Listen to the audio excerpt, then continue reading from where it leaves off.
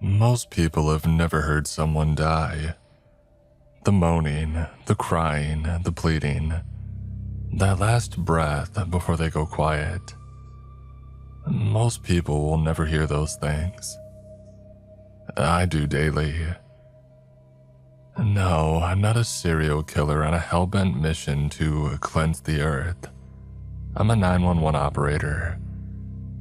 When I took the job 10 years ago, I assumed I would more or less be like an air traffic controller, but for emergency response teams. For a large portion of my job, that's true. That's the easy part. Death is harder. Listening to someone expire leaves a gully in your soul, a space that can't be refilled. First time I heard someone's grandma give out before the ambulance got there, I had to leave work early. The first time a child was on the other end of the line, I sobbed in the bathroom for 30 minutes. Mama's not moving. I need someone big to help. That precious boy's voice plays in my head on a loop. The secret is to have a mindless hobby to use post-shift to help you wind down. Some operators knit. One lady quotes scenes from her favorite fantasy books. A bunch of people read horror movie novelizations. I puzzle.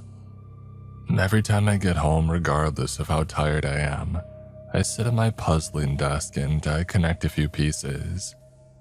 Reveal the picture bit by bit. It's healing.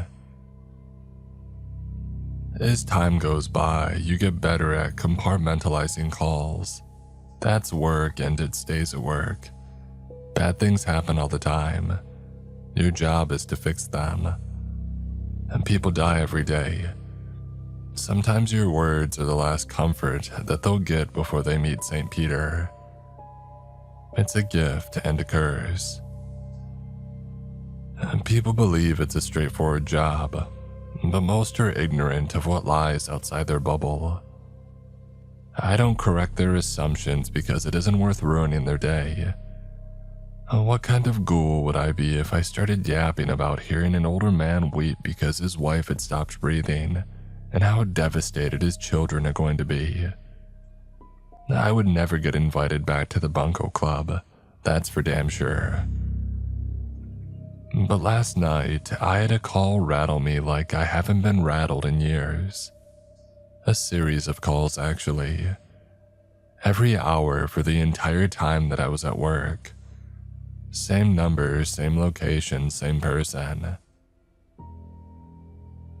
I had just settled in for my shift. Fran, the woman that I share a cube with, had left her usual mess of loose corn chips on the console. Muttering words that would get HR involved, I had dutifully swept up the trash. And the lady was kind and sweet, but she left a lot to be desired in the cleanliness department. I had a sneaking suspicion that she was a hoarder, but I wasn't ever going to go to her place to confirm it. "You ready?" Mary asked. She sat across from me and was perpetually happy. I don't know how she does it, but she does. She's the group's jokester, and trust me, in this line of work you need it. Mary's tongue was pickled in gallows humor. It didn't quite square with her church board member appearance.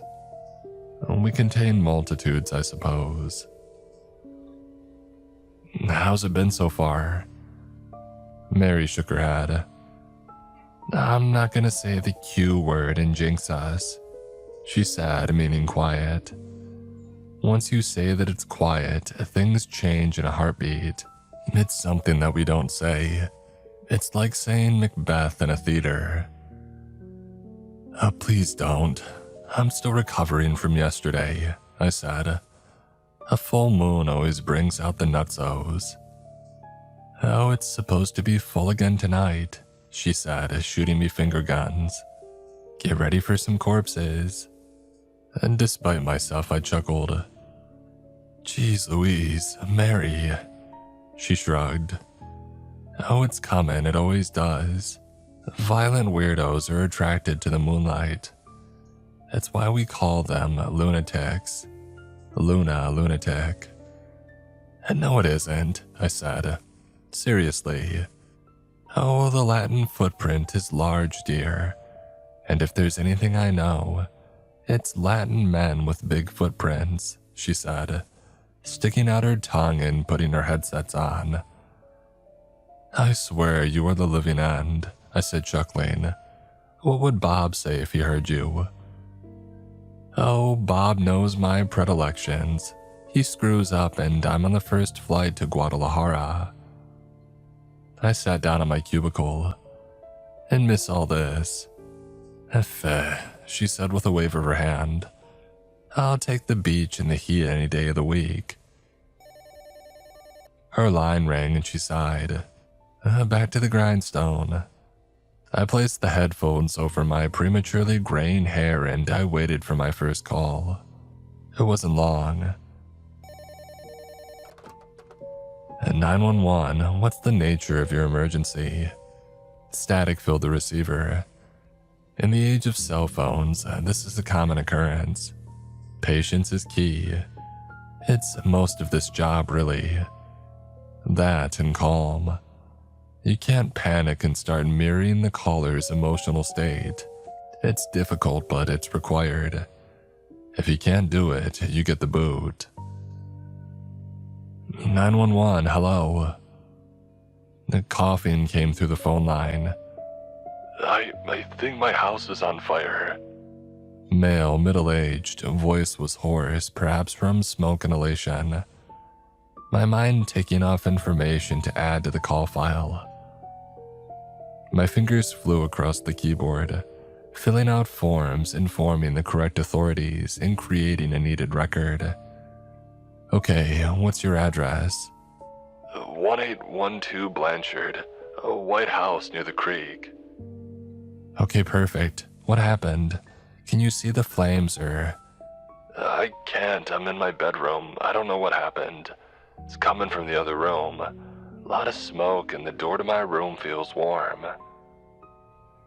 I hate fires. They happen at random and they can grow uncontrollably fast. Once I had a couple in a Range Rover get slammed by a semi, trapping them in the car. Their engine erupted in flames and I had to stay on the line and helplessly listen as they burned to death. Okay, I have fire and ambulance on the way. Is there anybody else in the house? It's Jesus. The fire is. His voice morphing into a coughing fit. It's so hot. Help is coming. Is there any way for you to get out of the house? A window? It's nailed shut. Odd and possibly criminal. I added a note. Can you break the window? No, it's hurricane related, but let me try. Hold on. He said, stepping away from the phone. He stomped over to the window and banged on it. No shattering. He came back. It's not working. More smoke is coming through. Get lower to the floor and stay calm. Help is on the way. Do you have anything heavy that could break the glass? A bat, anything?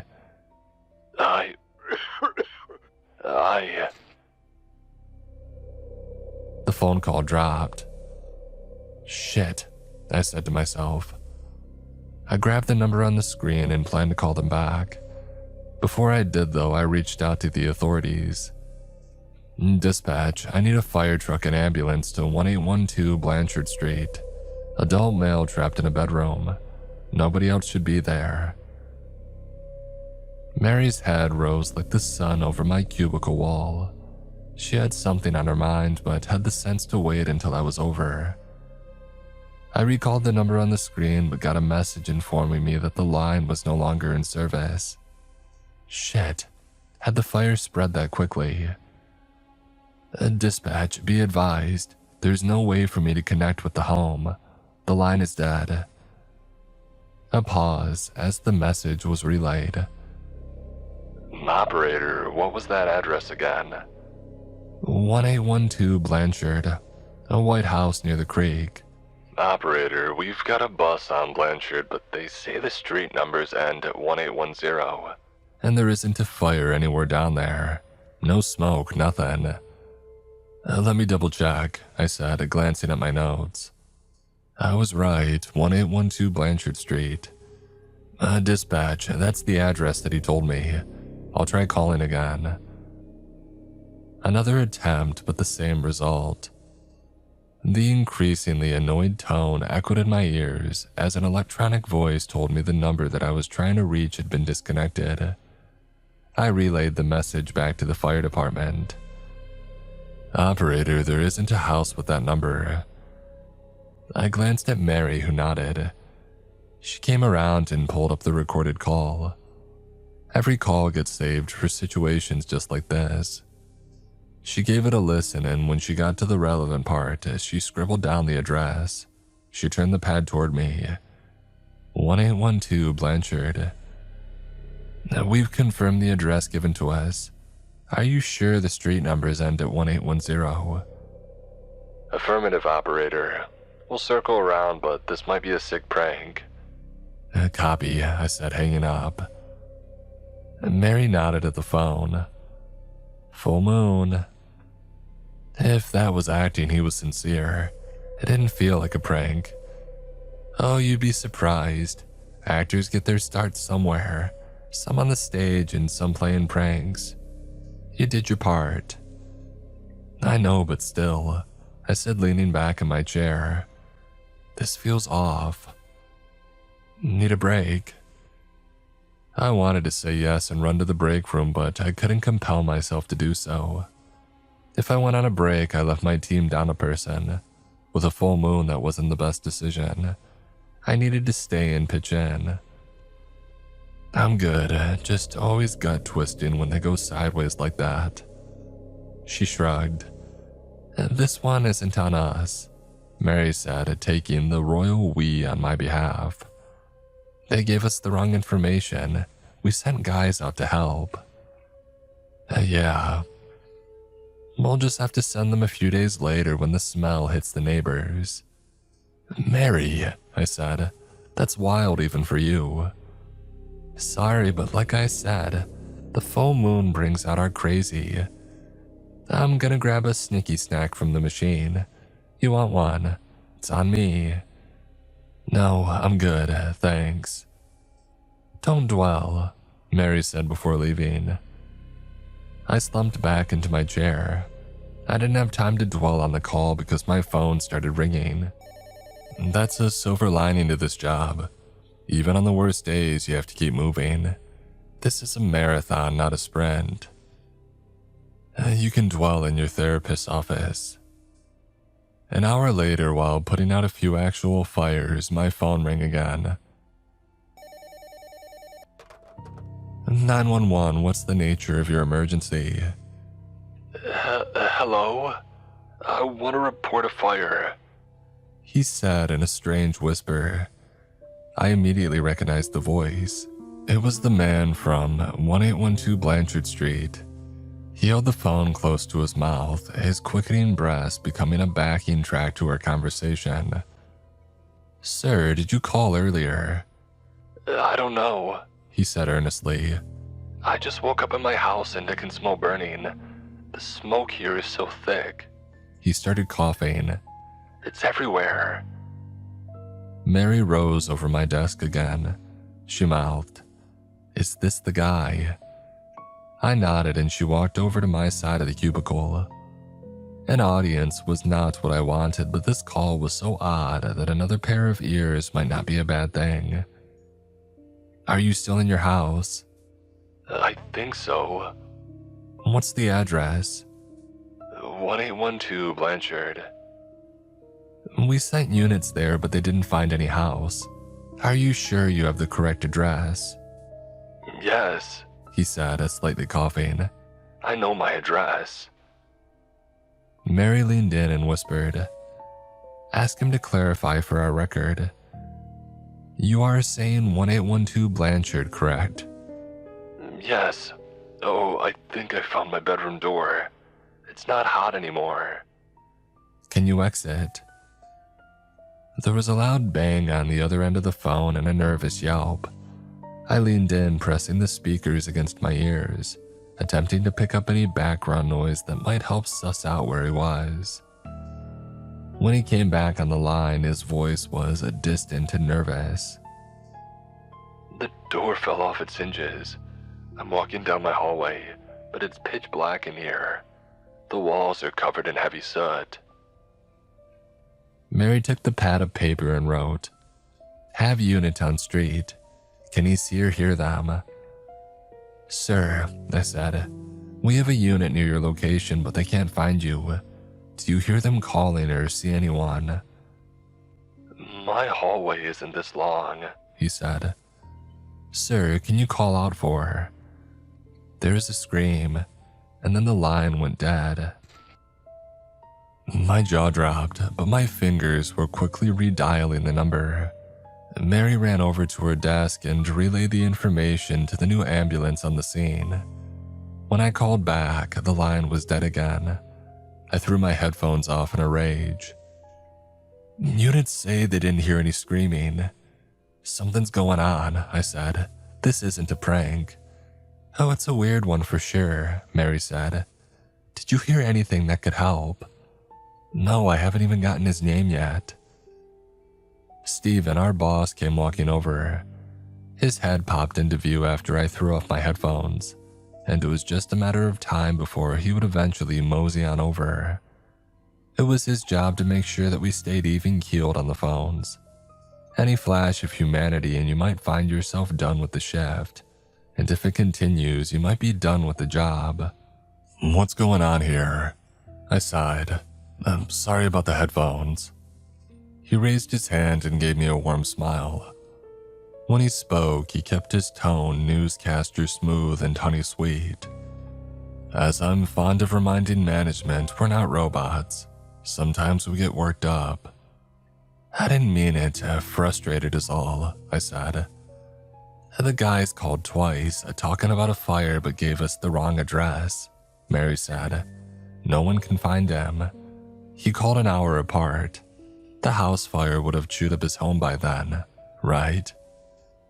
Steven nodded. "Yeah, you'd think.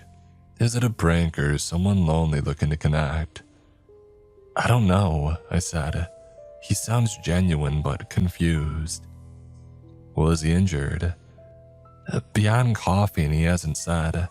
Maybe head trauma, but I can't tell over the phone." Steven said, his fingers tented. "This is a tricky one. Let's make sure we note everything in the file. A CYA move. Can I give the calls a listen?" "Sure," I said, moving out of the way. Steven pulled out his own pristine headphones, plugged them in, and pulled up both calls. He closed his eyes, his full attention on the push and pull of the conversation. He listened once, paused, listened a second time, and removed his headphones. "You did a fantastic job," he said with a nod. "Very professional." "Thanks." He shifted in the seat. "I know it was a hectic call, but did you catch a woman screaming in the background?" "What?" I said, confused. "What woman?" "It's faint, but you can hear it in both calls. Here, let me cue it up for you on the first call." He did just that. I handed him my headphone jack and he plugged me in. He clicked play and I pancaked the speakers against my ears. There was a scream. "Jesus Christ," I said. How did you catch that?" Steven smiled. "I'm like the sonar guy from the Hunt for Red October. I don't know what any of that means." He softly chuckled. "Oh, I sometimes forget how dated my references are." "I got it, Steven. We olds gotta stick together," Mary said. "Peak Alec Baldwin submarine movie. Worth your trouble for his hair alone."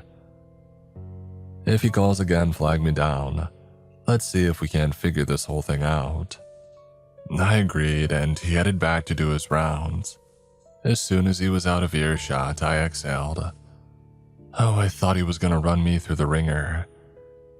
Steven is straight-laced but good people. He gets the ups and downs of the job. Yeah, but showing emotion is. It's normal, your calls were fine, you're human. It's gonna be natural to show some scars. It lets everyone know that you care. If they wanted robots, they would hire AI agents. Oh, perish the thought, I said with a smile. Besides, the AI agents would suck. Mary laughed. Oh, they'd probably encourage people to walk into the flames.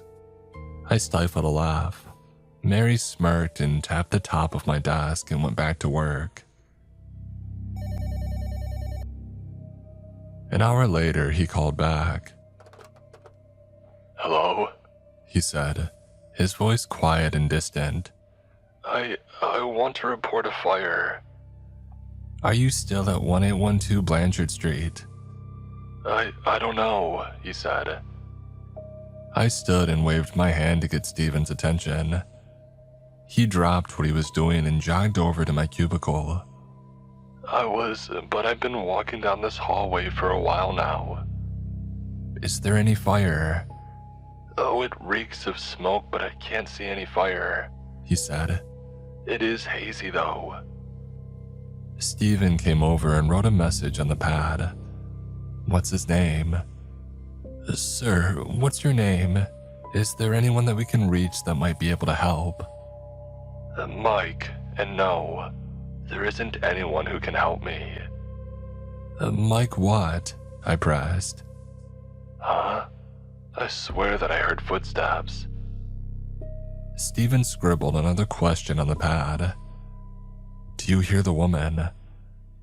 I shook my head no, but I dug in with Mike.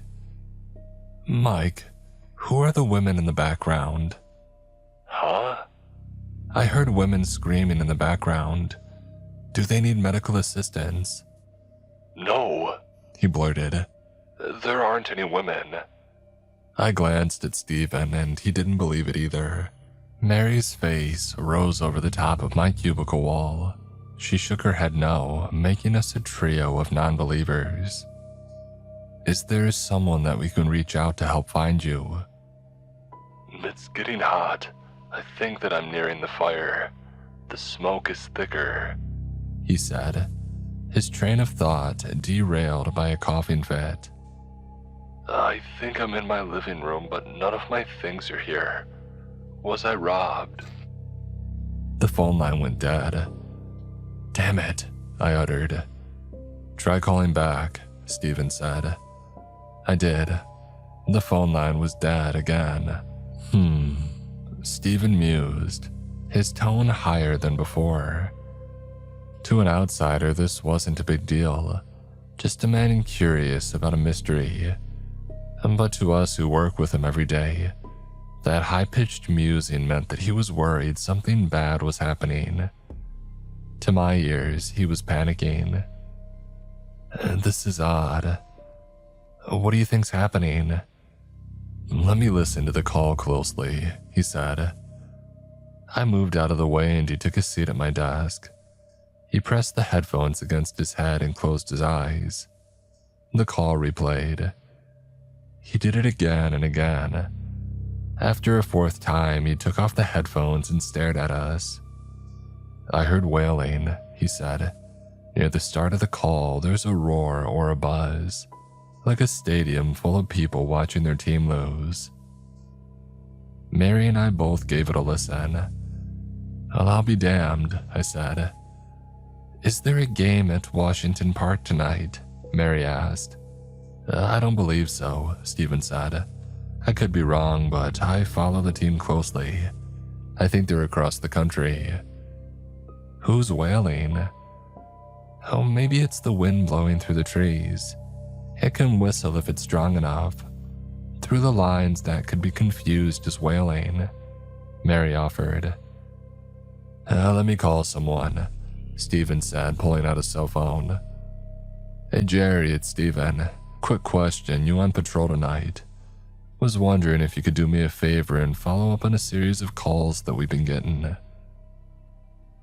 He explained everything up to that point and got assurances that the cop would check out the area near the stadium, and if he isn't called away, Blanchard Street.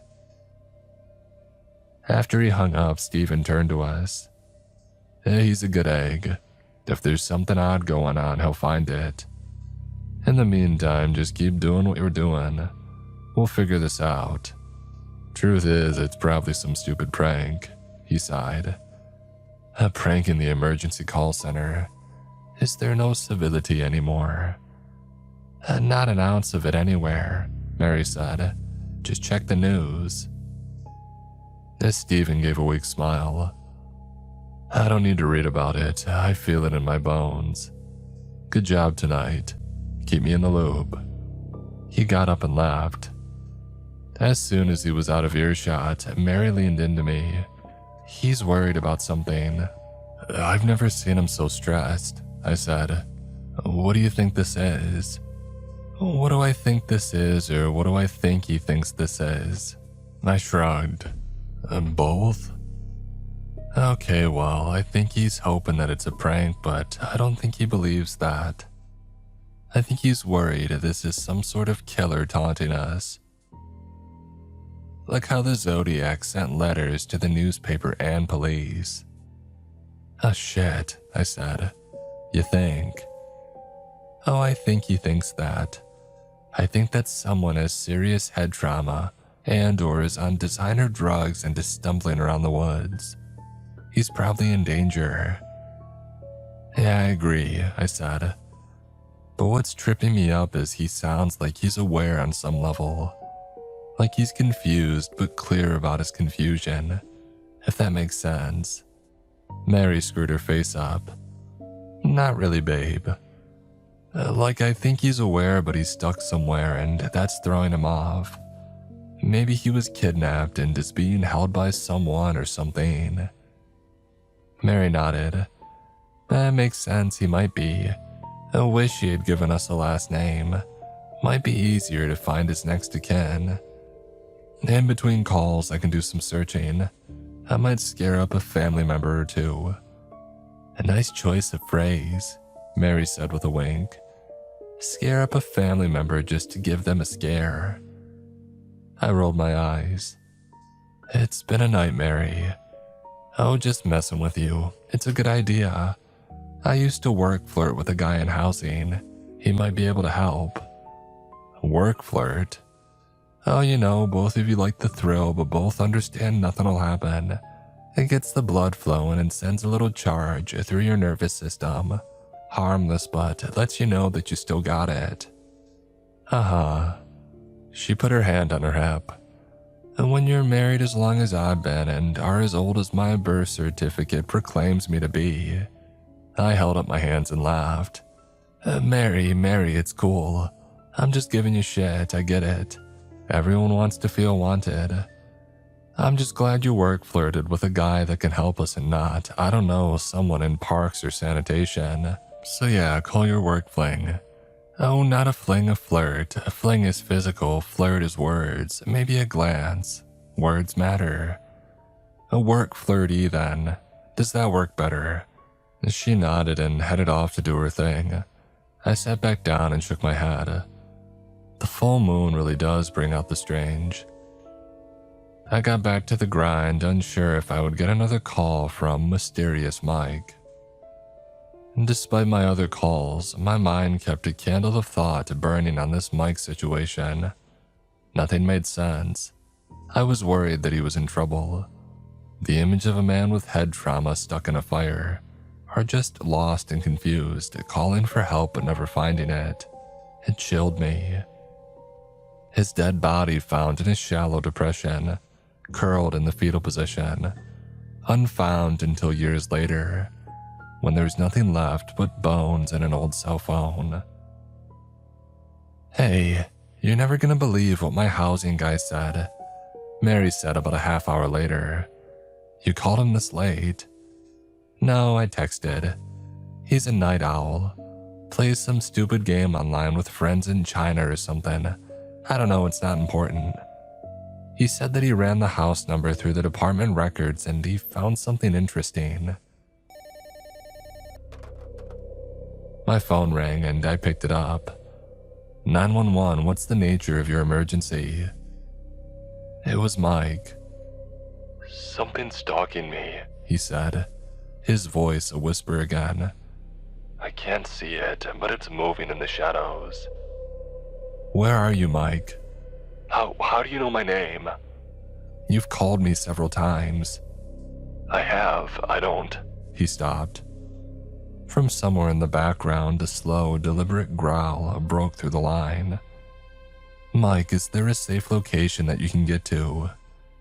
No answer. Mike, can you hear me? I waved at Steven, who was over in a split second.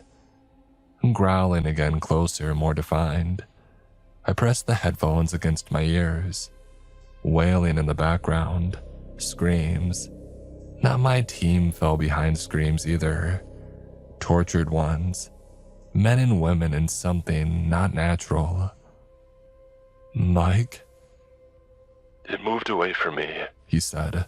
I don't hear it anymore. Mike, what is your last name? The smoke is thinning. Oh Jesus, can you hear the screaming? I didn't think anybody would hear the screaming. Mike, what is going on? There's a light in front of me, in the distance. Somebody's calling me. Can you hear that? Are those your guys? I turned to Steven, who shook his head no. Mike, that's not us. If you can find a place to hide. There's another person, Ed. Hello? Mike, that's not us. Where are you? The phone line went dead. I shook my head. Someone's going to hurt him. He's in danger. He's not at 1812 Blanchard, Mary said. Steven and I turned to her, waiting for an explanation. Because it burned down in 1987. Shock joined the group chat. Both Steven and I found our jaws falling slack, eyebrows raised on our foreheads. I broke the silence first. Oh, what the hell? A work flirt confirmed it. Said it was the first house on what would become Blanchard Street. It was more rural at the time, off a dirt road near a creek. Now it's a subdivision. I know someone who lives out there, I said.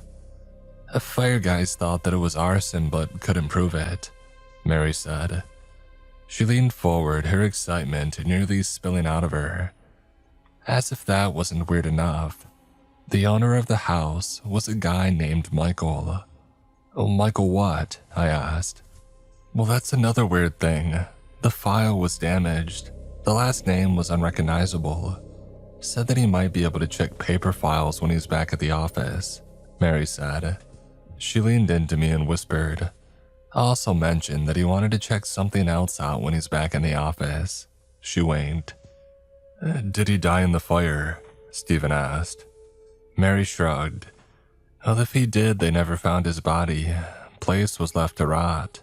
Michael never claimed insurance or anything. What the hell? I said before realizing that I was still at work and softening. What the heck? Steven placed his hand on my shoulder. No, your first phrase was the correct one. He turned to Mary. Work flirt? Long story. Did this work flirt mention anything about? The phone rang again. All our eyes met, but I answered it. 911, what is the nature of your emergency? The line crackled and there was nothing but the jittery wavering of electronic currents clashing against each other. I waited for the ghost of his voice to break through, but all I got was that wailing. It was clearer now, but some voices weren't in English. There were dozens of languages, some completely foreign to me. What's going on? Steven asked. I ignored him. Mike, are you there? The wires went from cross to clear, and Mike's voice broke through the line. He was speaking with the stranger that he had hailed the last time that his phone dropped. If he heard me speaking, he didn't let on. I became privy to a private conversation. "I've been walking in this smoky room forever," he said. "Indeed, you've been lost for quite some time," the strange voice said. It was deep and measured. "But your time in the smoke has come to an end." "Well, if that's true, what's that smell?" "It's," Mike retched, "a stench that you had smelled before, no." "I don't know what you mean," Mike said. "Yes, you do," the stranger said. "They're all there, waiting for you." "Mike," I said, "can you hear me?" Over the telephone lines, the ripple of the igniting fire rushed forth, so clear and so close that I braced for an incoming fire wave. The inside of my closed eyes shot off glowing blobs of orange and yellow. After the flame came the crackle and sizzle of human flesh, the screams of pain, the begging of mercy, the pleas to a disinterested God, the sobs who had never created enough tears to extinguish the growing blaze. "You okay?" Mary asked, but I didn't respond. Tears flowed from my closed eyes. The phone line connected me to this horror. The vivid imagery of what I was hearing flashed against my eyelids. Dozens of young girls in the final throes of death, the fear in their panicked, searching eyes, frantic windmailing hands failing to put out the encroaching flames.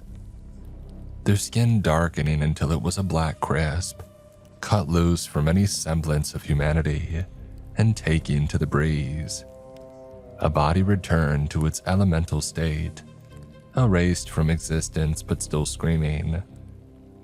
Their wailing reaching up from beyond the grave to an invisible spot in the northern sky.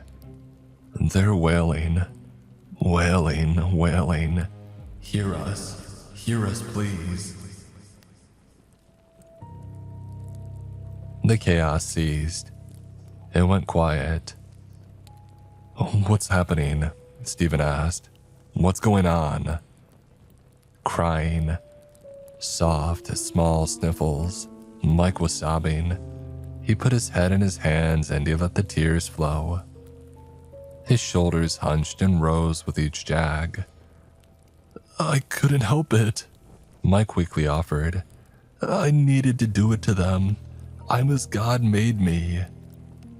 "They're waiting for you," the stranger said.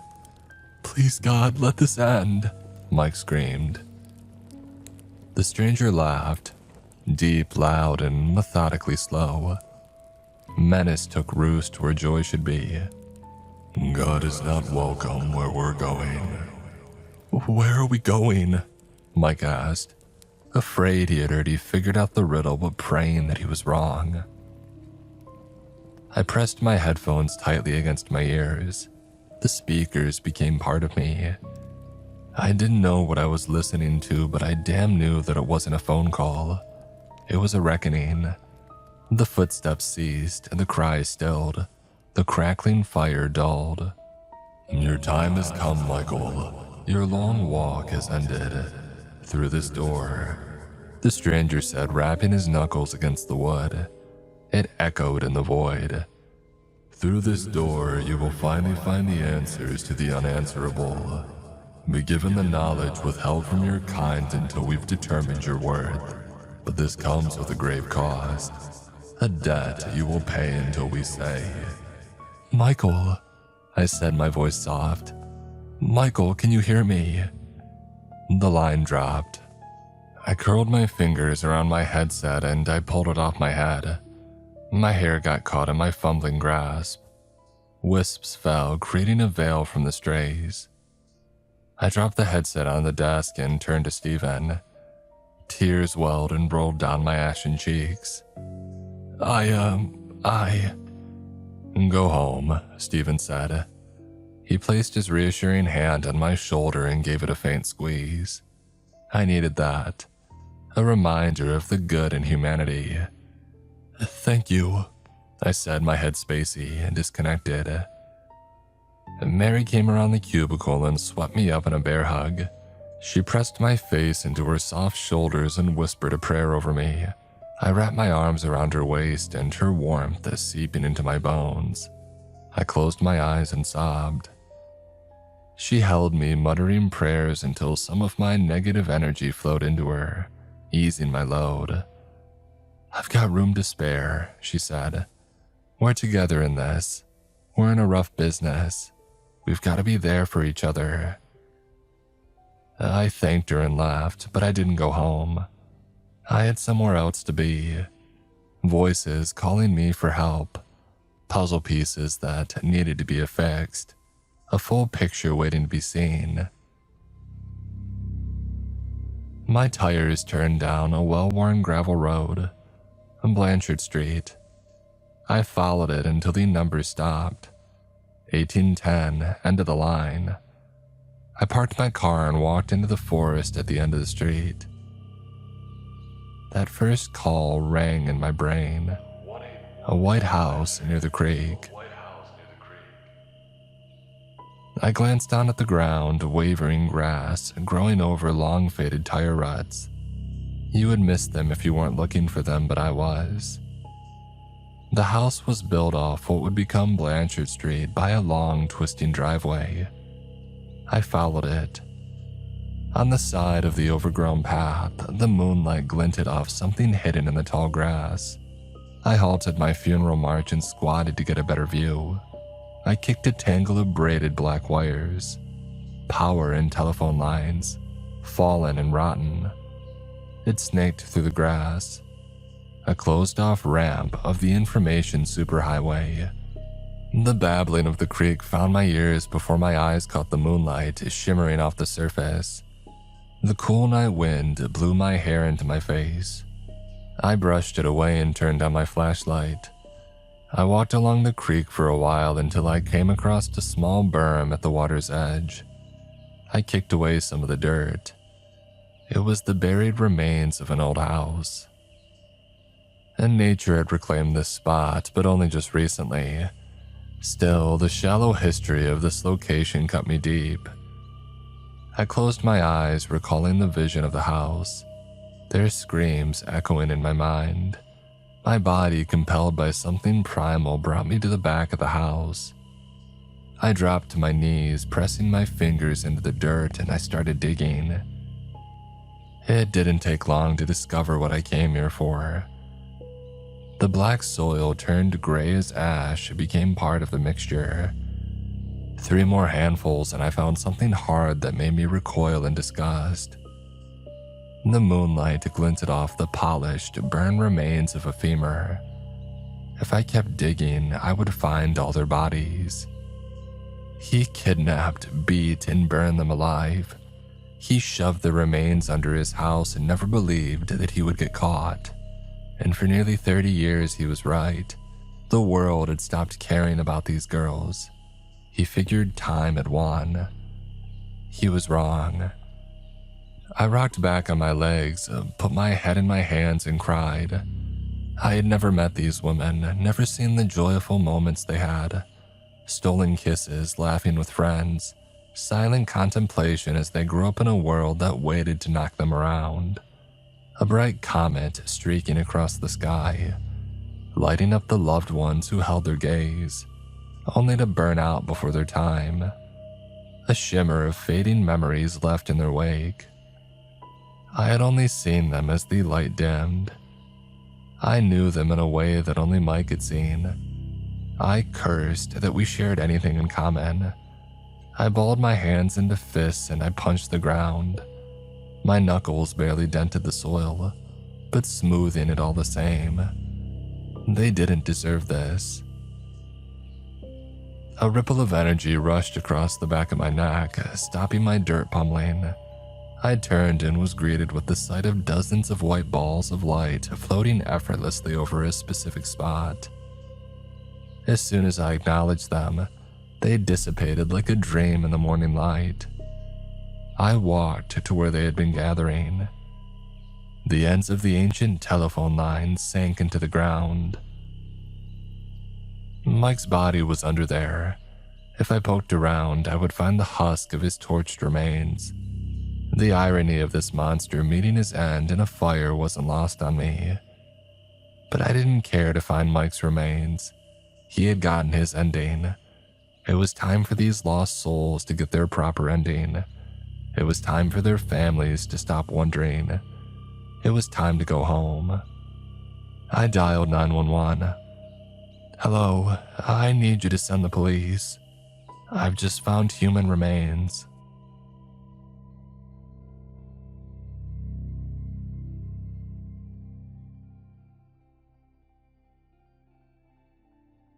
Today's episode is sponsored by Brooklyn Bedding. You know, I talk a lot about fear on this channel, but nothing messes with you more than bad sleep. Seriously, if you're not sleeping right, everything feels off. Your mood, your focus, even little things start getting under your skin. And that's exactly why I switched to a mattress from Brooklyn Bedding. I've been using the Aurora Luxe, and the difference is immediate. I fall asleep faster, I stay asleep, and I wake up actually feeling rested, which honestly wasn't happening before. What I really like is how they do things. Every mattress is built right here in the USA in their own factory. There's no middlemen and no gimmicks, just high quality materials and real attention to detail. You can feel that the second that you lay down. And if you're like me and tend to sleep hot, they've got cooling tech built in, so you're not waking up in the middle of the night overheating. And they even offer a 120-night comfort trial, so there's really no risk in trying it out. So if your sleep has been off lately, do yourself a favor. Go to brooklynbedding.com and use my promo code MrCreeps at checkout to get 30% off site-wide. This offer is not available anywhere else. That's brooklynbedding.com and promo code MrCreeps for 30% off site-wide. Support our show and let them know that we sent you after checkout. brooklynbedding.com, promo code MrCreeps.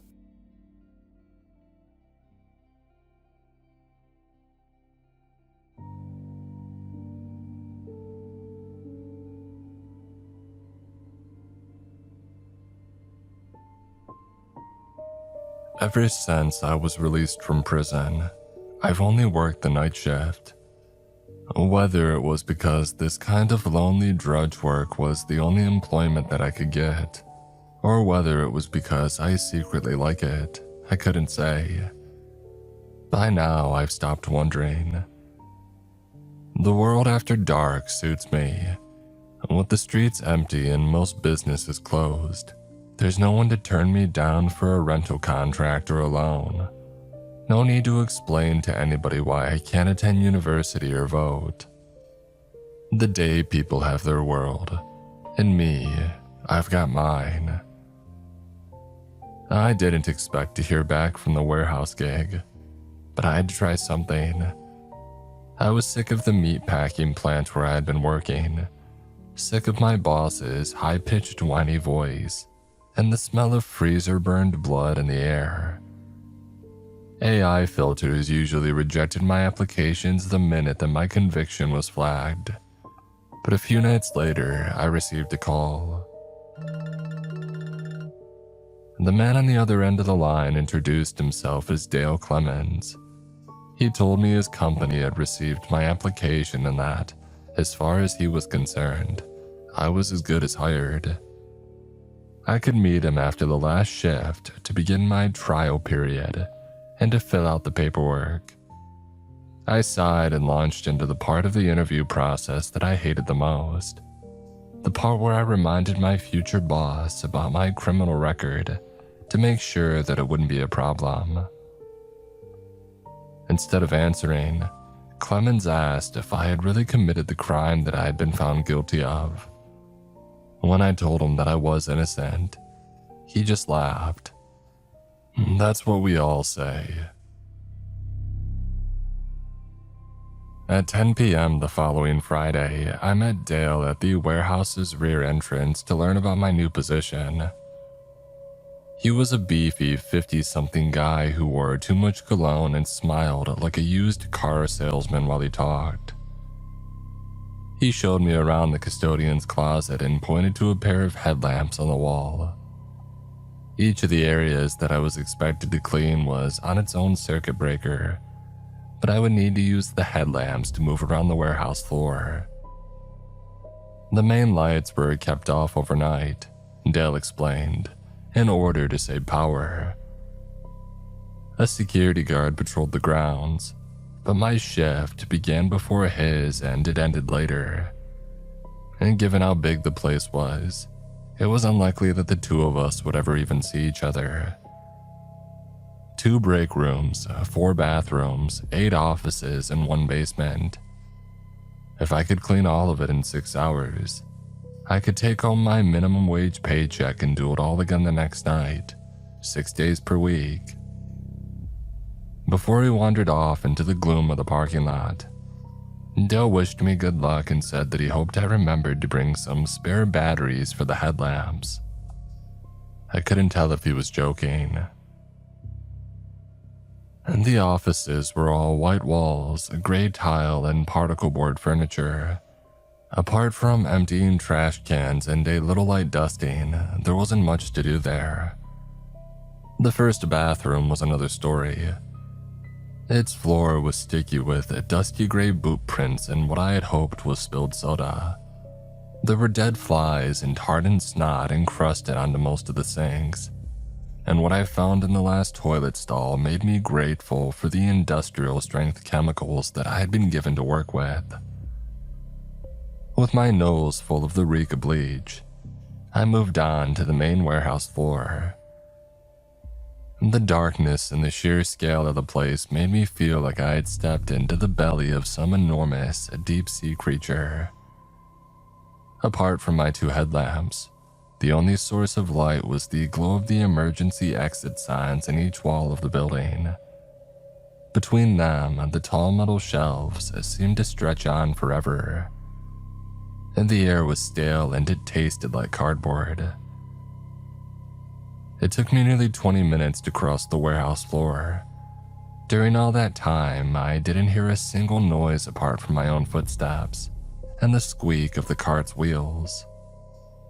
The quiet was unsettling, but it wasn't dangerous, at least not in the way that prison had been.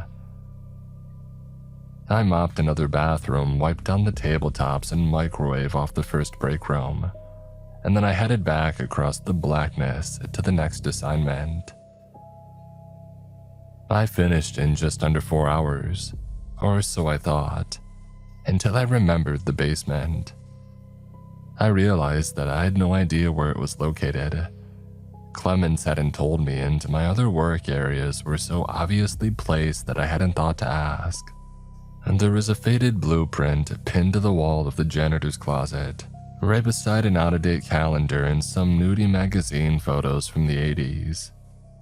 I ran my finger across the building's plan.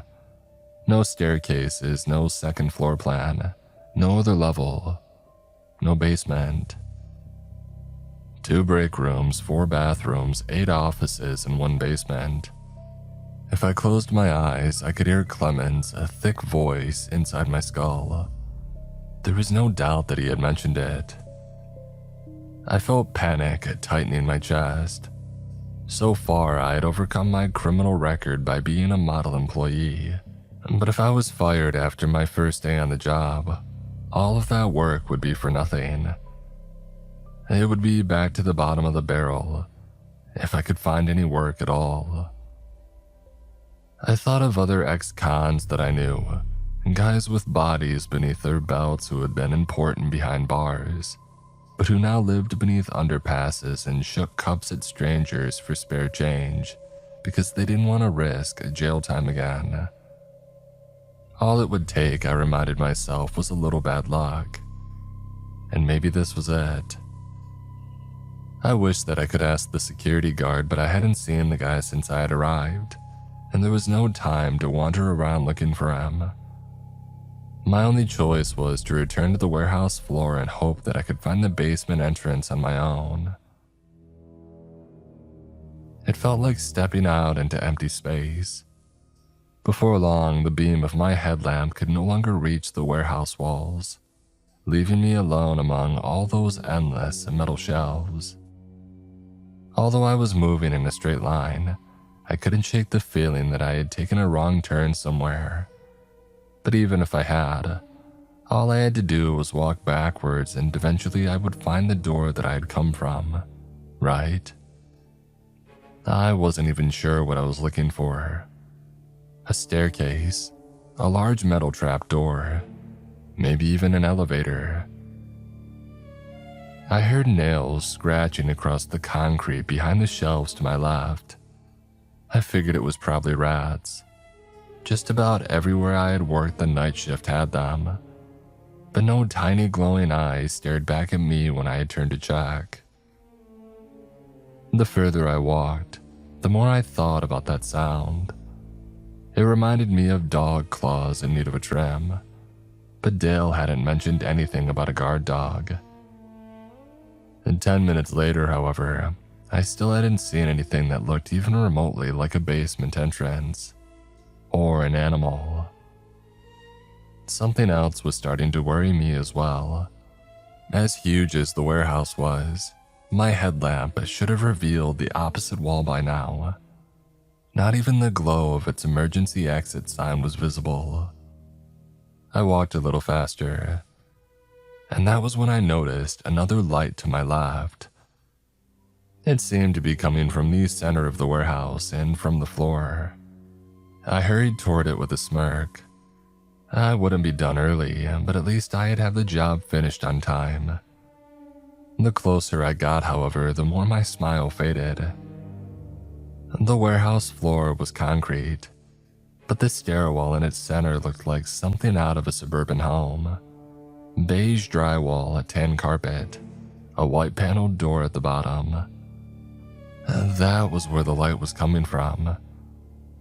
I gulped, unhooked a bucket of cleaning supplies from my cart, and then headed down the stairs. I reached out for the brass door handle and hesitated. I did not want to know what was on the other side of that door. The hair on my arms and the back of my neck stood up. The tension in the air felt thick enough to cut. It reminded me of certain feverish nights back in prison, the kind where you knew something bad was about to go down, even if you couldn't explain why. And that was the reason I kept going. Too much was riding on this job for me to turn back just because I had a bad feeling. According to my watch, I had less than 2 hours to clean up whatever was down here. I took a deep breath and I pushed through the door. An ugly green and brown plaid couch, brass lamps, a couple of wooden chairs, shelves with little porcelain figurines. A tall clock stood ticking away the minutes in a corner.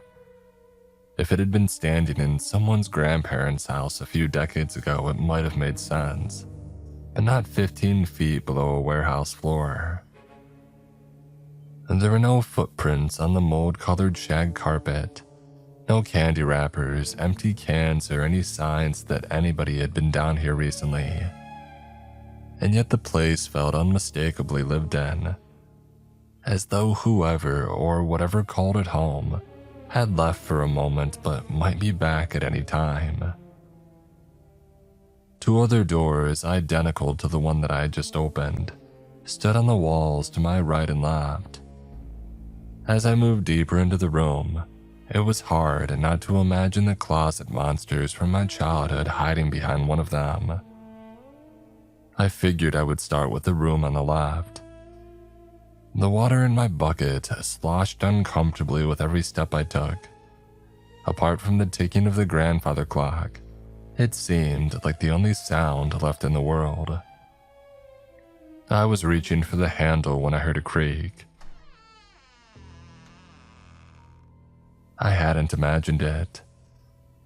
The white paneled door on the wall behind me had opened just a crack. There was only darkness on the other side. I shouted, "Hello?" But it came out as a dry whisper. Of course, there was no answer. The lights were off in the next room, but I was reluctant to feel along the wall for a switch, afraid maybe of what my hand might brush against in the dark. With one last nervous look over my shoulder at the cracked open door, I turned my headlamp back on and kept going. The space was a nursery, or at least that was the closest comparison that I could think of. Smiling bears and trains covered the wallpaper. Toys were scattered across the floor. A lamp stood in the middle of the room, but its cord was too short to reach the wall, and there were no outlets to plug it into. Beneath it was a wooden crib with a heap of blankets in its center. What was I expected to do here? Pick up the toys, change the sheets? I hope not. Because the longer I looked at that crib, the more sure I was that something was moving inside of it.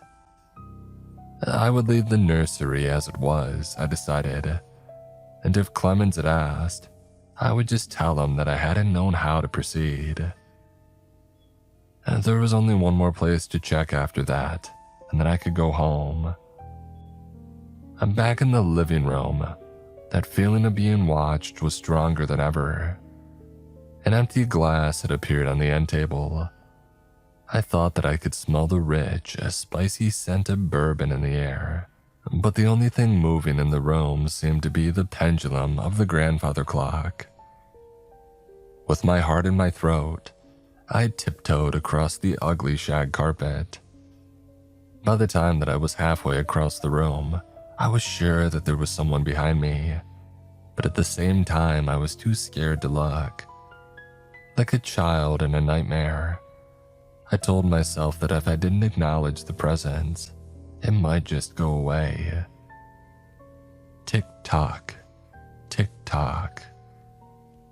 As I reached for the handle of the far door, I felt a breath on my neck. "I've got to tell you something," an elderly male voice rasped. I screamed and swung a wide haymaker punch at whoever was beside me, but my fist connected with empty air. I shook my head. I must have imagined it, I thought. I was letting this weird little basement get to me. All I had to do was check behind one more door, I reminded myself, and then I could go home. I flung open the third door. It was a hallway, one so long that I couldn't see its end or count the doors spaced out at odd intervals along it. Unlike the two other basement rooms, this place looked like it hadn't been cleaned in decades. Dusty black gunk clotted the edges of the laminate floor and the fluorescent lights overhead. Old furniture and other junk was scattered haphazardly throughout the place. There was no way that I would be getting all of this cleaned up in only 2 hours. I felt a burst of anger toward Clemens for giving me a job that I was sure to fail. I wondered whether he had ever been inside of this place himself. If he hadn't, or if he had taken one look and fled, I wouldn't have blamed him. From the figure in the crib beneath the lightless lamp to the eerie ticking of that grandfather clock, everything about this place was wrong. Even the chairs in front of me felt off. They were all squat and tiny except for one, which seemed far too tall and narrow for any ordinary human to use. I backed away slowly, for some reason reluctant to breathe the stuffy air of the place. How the hell with this, I thought. If the alternative to staying here another minute was life on the street, well then so be it. Pride was the only thing that kept me from running as I returned to the living room, and I made my way across to the stairway door. I pulled it open, only to find myself back in the nursery. The crib was empty now, the blanket crumpled on the floor. The small army of plastic toys lined up in rows facing the door, as though they were expecting me. Maybe it was just the twitchy movement of my headlamp's light, but something seemed to be skittering across the ceiling. I closed the door, wishing that I could lock it, and I tried the next one. I had finally found stairs, but here the steps led downward. There were no lights that I could see, and the bottom was too far away from my headlamp to reach. I scratched my head. It shouldn't have been possible, and yet, the staircase that I had taken to get here, it was gone. I tested each door again with the same result. How the hell was I going to get out of here? I decided to try the long, dusty hallway first. There were more possibilities of finding a way out there. And besides, I couldn't stand the idea of going back into that awful nursery or further down those lightless stairs. At least this place, the living room, appeared to be safe. Or so I thought, until I noticed the old man on the sofa. "Hello, William," He croaked in a gravelly smoker's voice, the same one that I had heard before. "Why don't you take a seat?" The old man had greeted me by name, but I had never seen him before in my life. With his worn-out overalls and scrawny build, he seemed harmless, but I didn't trust his smile or the way that he patted the cushion beside him. I turned and walked deliberately toward the hallway door. No bony hand gripped my shoulder. There was no inhuman screech from the couch. The stranger, whoever he was, simply let me go. And somehow that was even worse. The door squeaked shut behind me. Unlike the nursery, the hallway appeared unchanged. I approached the first door. It was no different from the others, but I thought I saw the outline of a shape beneath the white paint. An X that had been carved, or maybe scratched into its surface. The white paint seemed to have grown over it somehow, like moss slowly covering a skull. Was it a warning? Had someone else been here before me? It was the same for the next door and the next. I counted 36 doors before I finally found one that wasn't marked, but something made me hesitate before I opened it. I would have sworn that I heard a woman crying on the other side, but something was off about the pitch and tone, like something was trying to imitate a sound that it didn't have the right anatomy to make. I checked my watch. I had been down here for over 2 hours. By now, hundreds of workers should have been arriving at the warehouse, driving forklifts and activating machinery, but there wasn't a single sound overheard. It took me a moment to realize that, at some point, my watch had stopped working completely. For all I knew, I had been down here even longer. I went back to try indoors. The same spaces kept repeating. The nursery, the lightless staircase downward, the living room.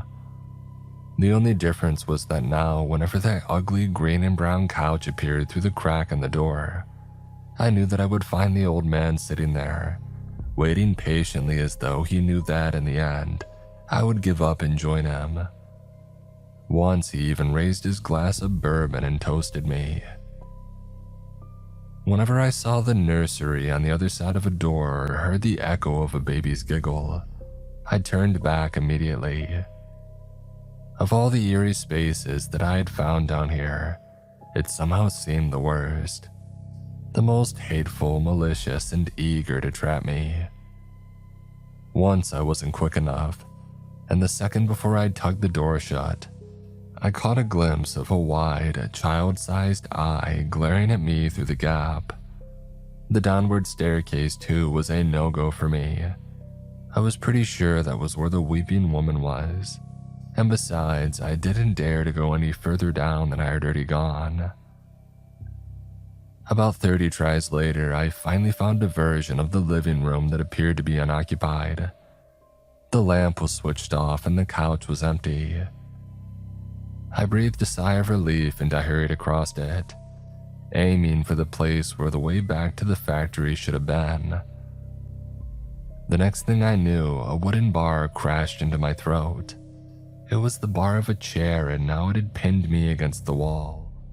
You're gonna listen to me now, boy. The old man snarled, his face twisted by hate. I'm gonna show you what it's like. His jaw distended, dropping down to his chest as he screamed into my face. His breath tasted like cheap bourbon, cheaper cigarettes, and some rotting, half-digested meal. I could barely even breathe it in. My windpipe was being crushed, and I had been in enough scraps to know that if I didn't break free in the first few seconds, well, then I never would. But the old man's grip was statue strong and just as solid. Fighting him, I realized, was gonna be useless. The rickety wooden chair, on the other hand. Out of habit, or maybe out of suspicion, I had kept my plastic cleaning bucket with me throughout everything that I had been through. And besides the usual cloths and rubber gloves and clothes pinned to its side, there was a monkey wrench for tightening leaky pipes. And that was what I grabbed for now.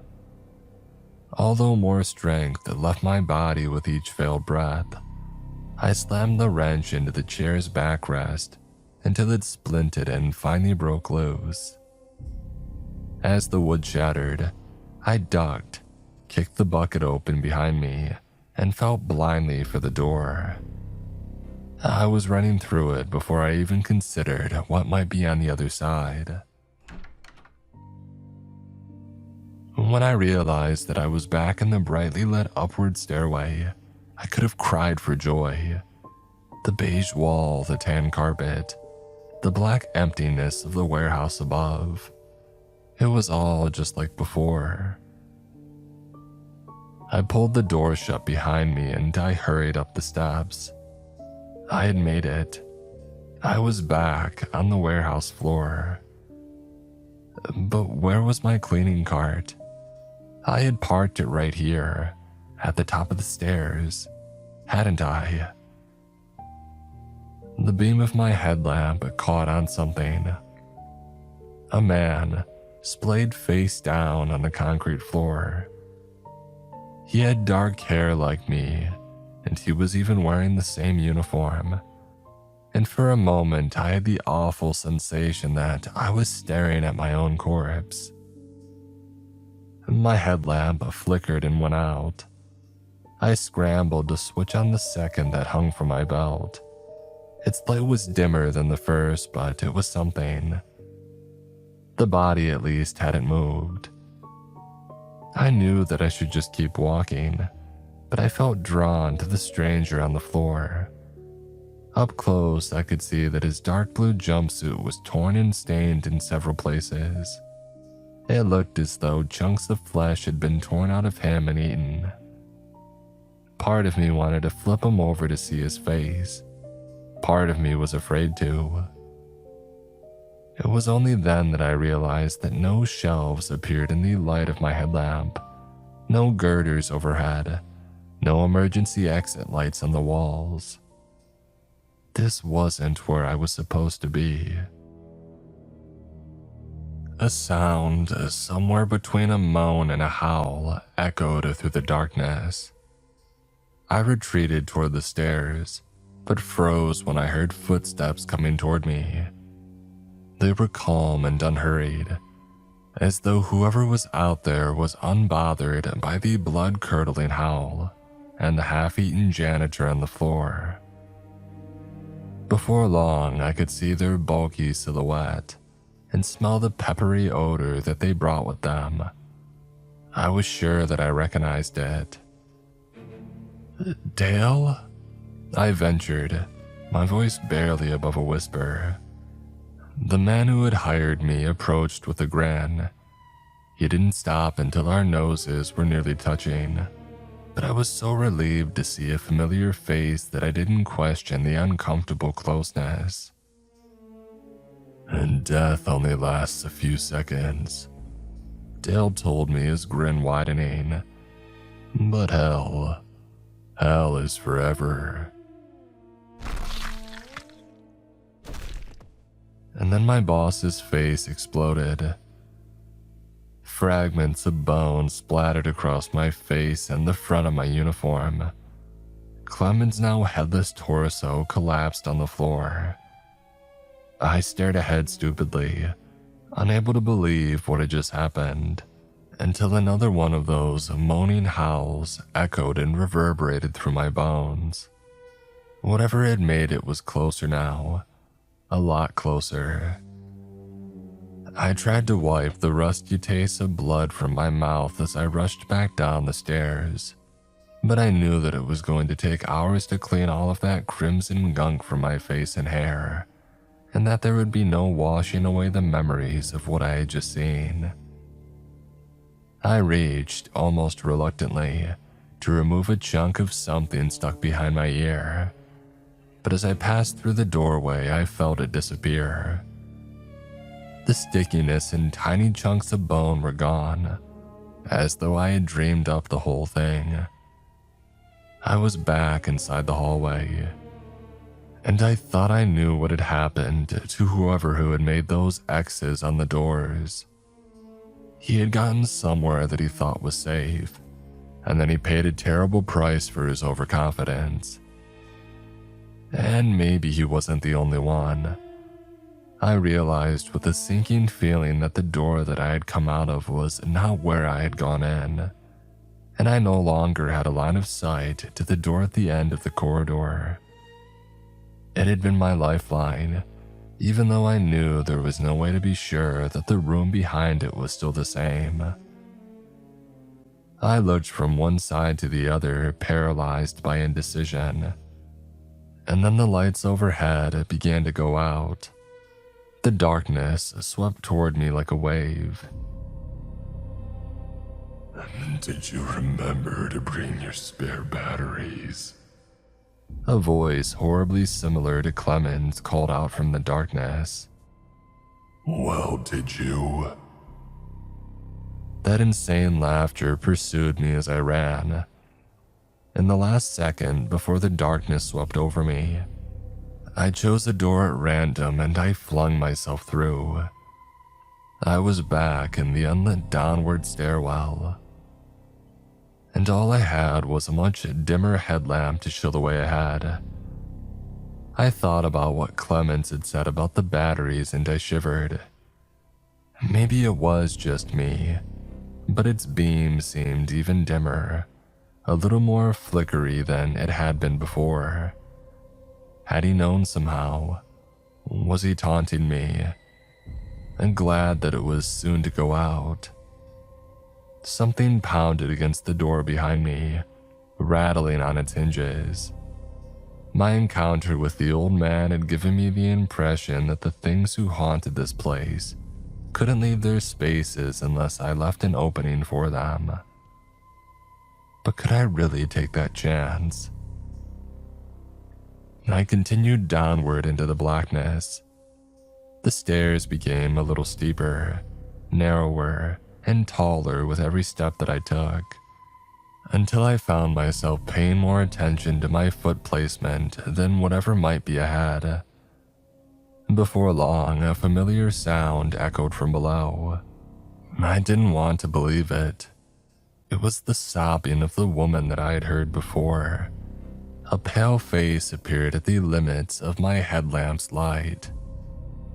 Why didn't you help? It asked, gazing at me with black-ringed, bloodshot eyes. Why didn't anyone help? The thing on the stairs pulled itself along the walls spider-like. Its limbs were bent, broken, and wrong, but somehow they supported its weight. I didn't want to take another step toward it, but my only way out was forward. So I closed my eyes and charged. A hand, long-fingered and icy cold, clamped down on my shoulder and stopped me dead. With a scream, I unzipped my jacket and I flung myself free. The thing's grip closed on empty air. I tumbled down the ladder's steep stairs and realized that if I didn't stop soon, that I would be in a free fall. I braced myself against the walls to halt my plunge. Behind me, I could hear her coming. I climbed backwards down the stairs, knowing that I wasn't fast enough, knowing that I still couldn't see the bottom. I prayed for another door to appear. If it did, I swore to myself that I would take it, no matter what was on the other side. I would sit on the sofa beside that eerie old man and listen to whatever he had to say, no matter how horrible it was. The effort of bracing myself against the wall had left my muscles weak. My foot slipped, and my sweat-slickened hands didn't have the strength to cling on to those finger-narrow stairs. Suddenly, I was falling again. And then I saw the door. It was upside down on the wall in front of me, approaching fast. A faint, ghoulish red glow seeping through its corners. I grabbed the handle and felt the cool metal slide through my fingers. But I held on. My weight swung the door open. I kicked against empty air and scrambled blindly through it. My fingernails scraped against cold concrete. Wherever I was, it was nearly as dark as the staircase that I had just left. The door slammed shut behind me. I had pushed myself to my feet and was turning to inspect my surroundings when the beam of a powerful flashlight lit up my back. I heard a pistol slide loose from its holster. "All right, buddy," a deep male voice shouted. "Put your hands up and turn around. Slow." The doorway that I had come through was gone. In its place stood a stout, middle-aged security guard. His fingers shook against the pistol in his hand. I did as I was told. I saw myself as he must have seen me. Hair wild, face pale and smeared with grime, my shirt ripped. I told the guard that I was the new night custodian and that I had been hired by a guy named Dale Clemens. Instead of calming him down, my explanation only seemed to make the guard more nervous. "Clemens? Listen, buddy, I already didn't like the looks of you, but if you're friends with that evil son of a, well, we're gonna have a problem."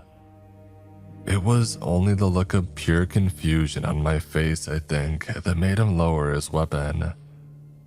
He introduced himself as Avery Rasfeld, walked me back to the offices, and told me to have a seat. He hit the buttons on a vending machine in a specific sequence to get us both a free soda. According to the clock on the wall, only 10 minutes had passed since I had first walked down those stairs. Avery explained that everybody who worked in the place knew about Dale Clemens. He seemed like a nice enough manager, until one sunny Friday morning the week after his divorce. He strangled his father-in-law and beat the wife and kid to death. He even poisoned the dog with antifreeze.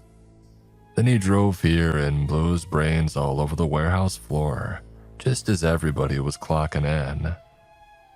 Avery sighed.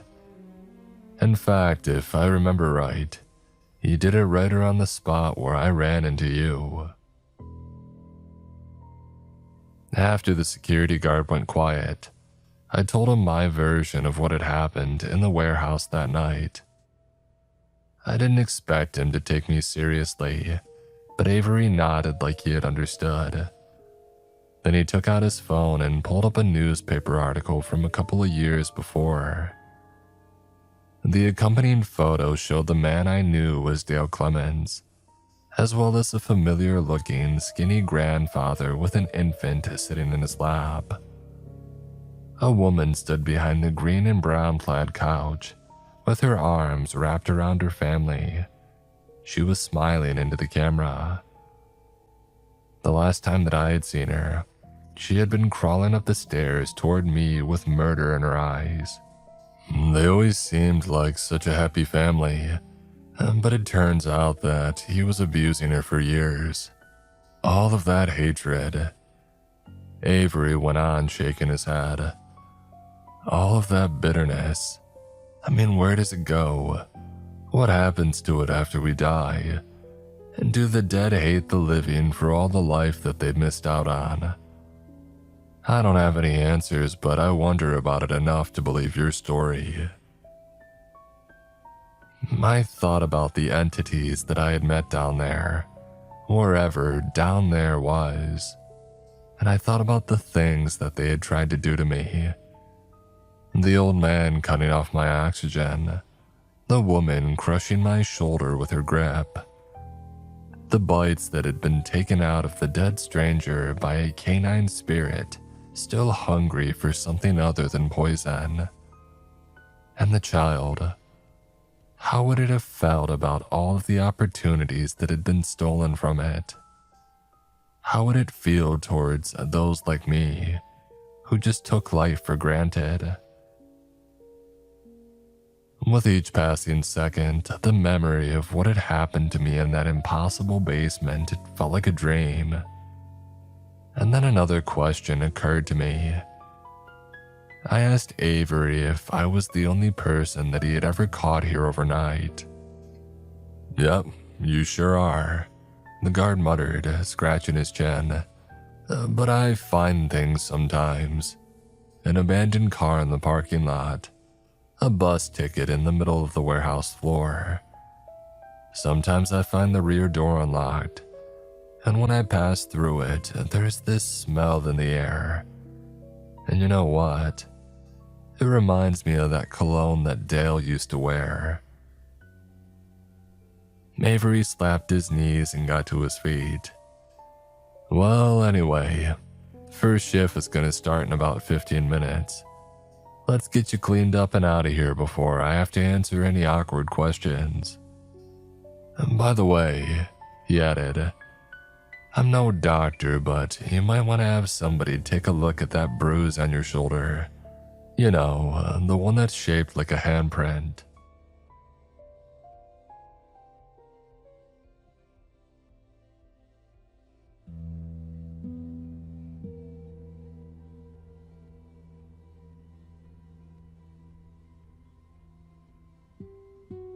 The irony of my story is that I became a park ranger to avoid the stressors of a grown-up job, as my father would call it in the real world.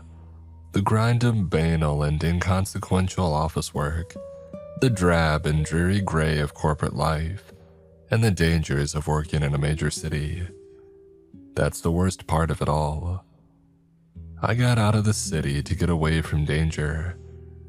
After a near run-in with death at the hands of a gunman who had emptied my pockets and left me, thankfully, with my life.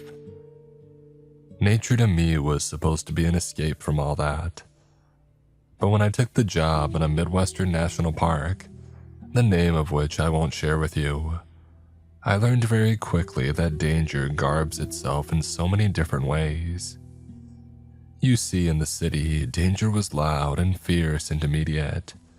And I'll admit that in those rural crevices of the world far from man and civilization, danger can be much the same. When facing a wild animal, for instance, the fear response is much the same. I didn't go into this link of work with the belief that I would be in a bubble, as life is always a risk in and of itself. Nature would bring a new set of unpredictable risks in the form of wildlife, and I was aware of that. I was prepared for it. I wasn't prepared for that other kind of danger, which people don't talk about, or at least the ones who do talk about it are met with disbelief the majority of the time. I'm talking about unearthly danger. I'm talking about things that don't align with the general public's dominant belief system, certainly in the Western world, about everything in life having a rational explanation. about there being no such things as paranormal or spiritual anomalies who sit at a variance with the natural world around them. I never really leaned one way or the other when it came to such talk. My grandfather told me about the time that he had seen a ghost as a boy, and I simply nodded, perching atop my fence, unwilling to take a stance one way or the other. Well, having seen what I've seen since starting my job as a park ranger in this vast backcountry wilderness, I now have very firm and fixed beliefs. There are things in the woods, and there is no grounded or logical explanation for them. Dick, is that right?" asked Harry, the gray-haired 70-something-year-old ranger who was showing me the ropes when we met at his watchtower. My eyes widened. "I beg your pardon."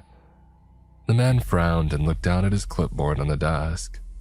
"It says here your name's Dick." It was my turn to frown. "Richard, I go by Richard." "Ah," said Harry, and then he grumbled to himself, crossed out the name with a ballpoint pen, and tutted to himself as he wrote down my proper name.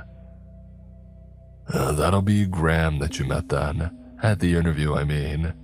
A bit of a dick himself, truth be told.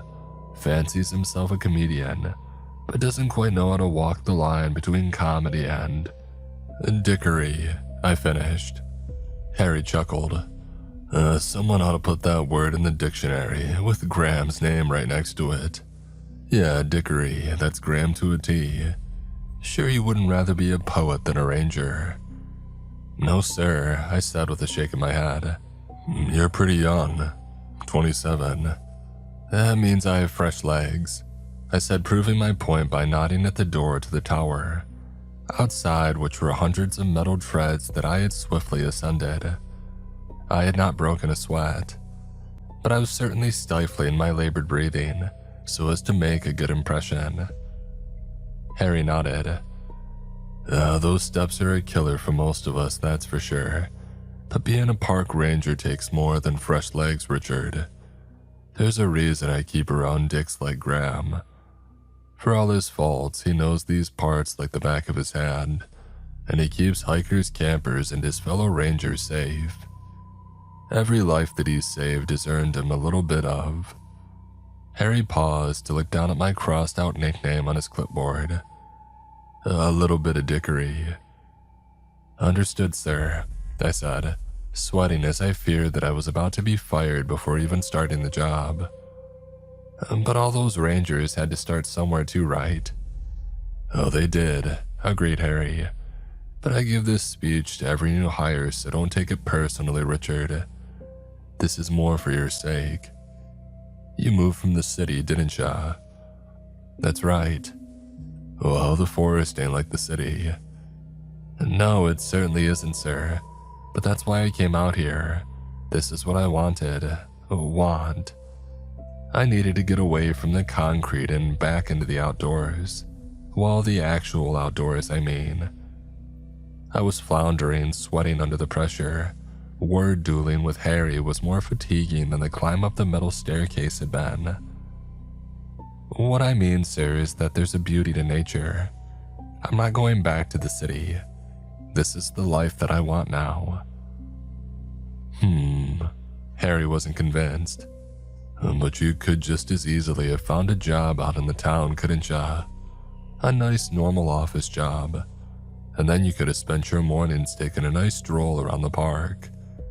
Wouldn't that have achieved the same goal? No, sir, I want to be a ranger. I used to be a Boy Scout, and I loved the great outdoors. I loved hiking, I loved camping, exploring. I don't just want to go for pleasant strolls, sir. I want to work out here in nature, with the beauty of all this around me. Harry sighed. Yeah, that's always the response I get. Don't fault me for trying, at least, when we next talk. My furrowed brow deepened its folds. Sir, I'm not quite sure that I understand. Why do you always try to talk new recruits out of the job? Gotta test whether they're up to it, I guess, he supposed. The ones who are, they can withstand a little bit of resistance.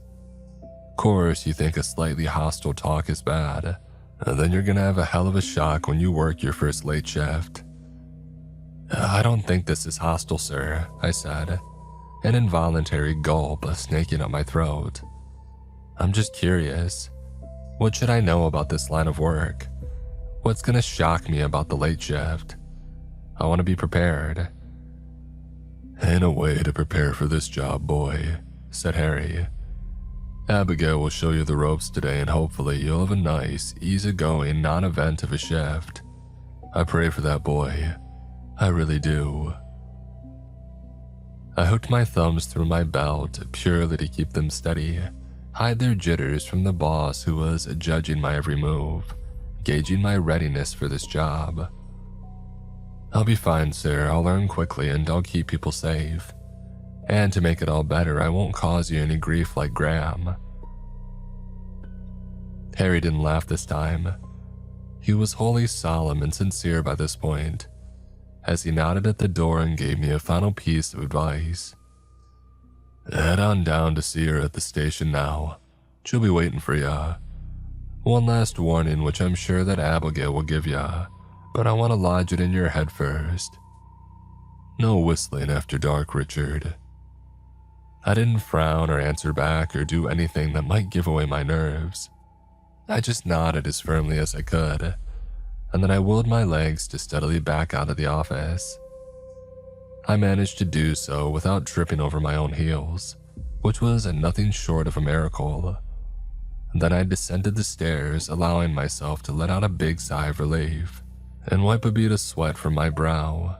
Once I was well out of eyeshot from the large window panes which lined the four sides of the elevated watch post.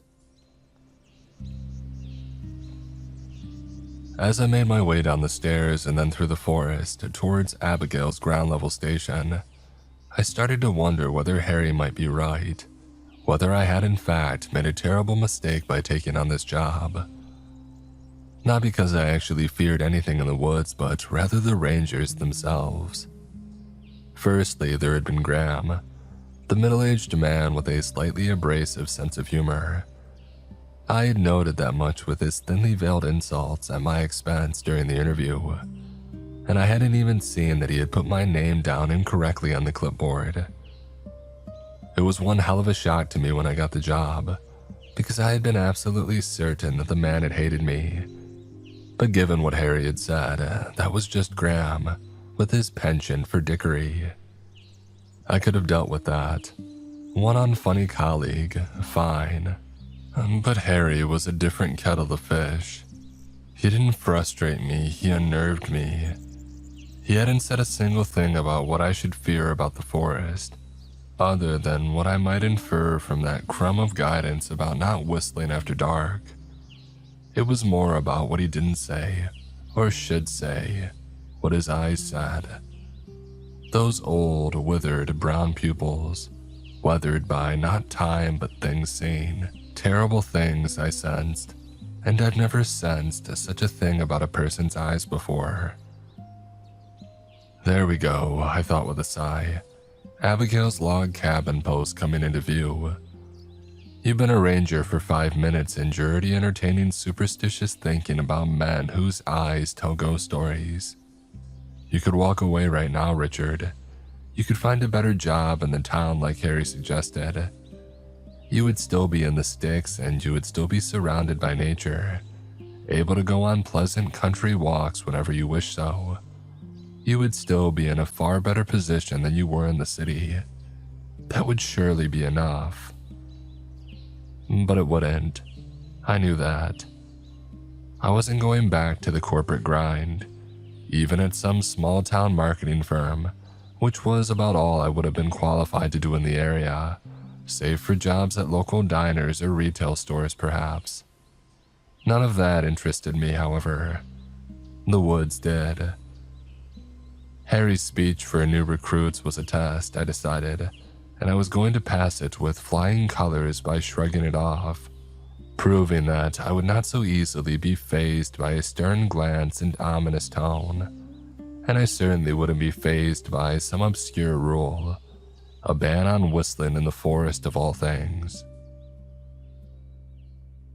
I puffed my chest out, mustered up my steadiest disposition, and I strolled into Abigail's cabin with as much confidence as I could fake.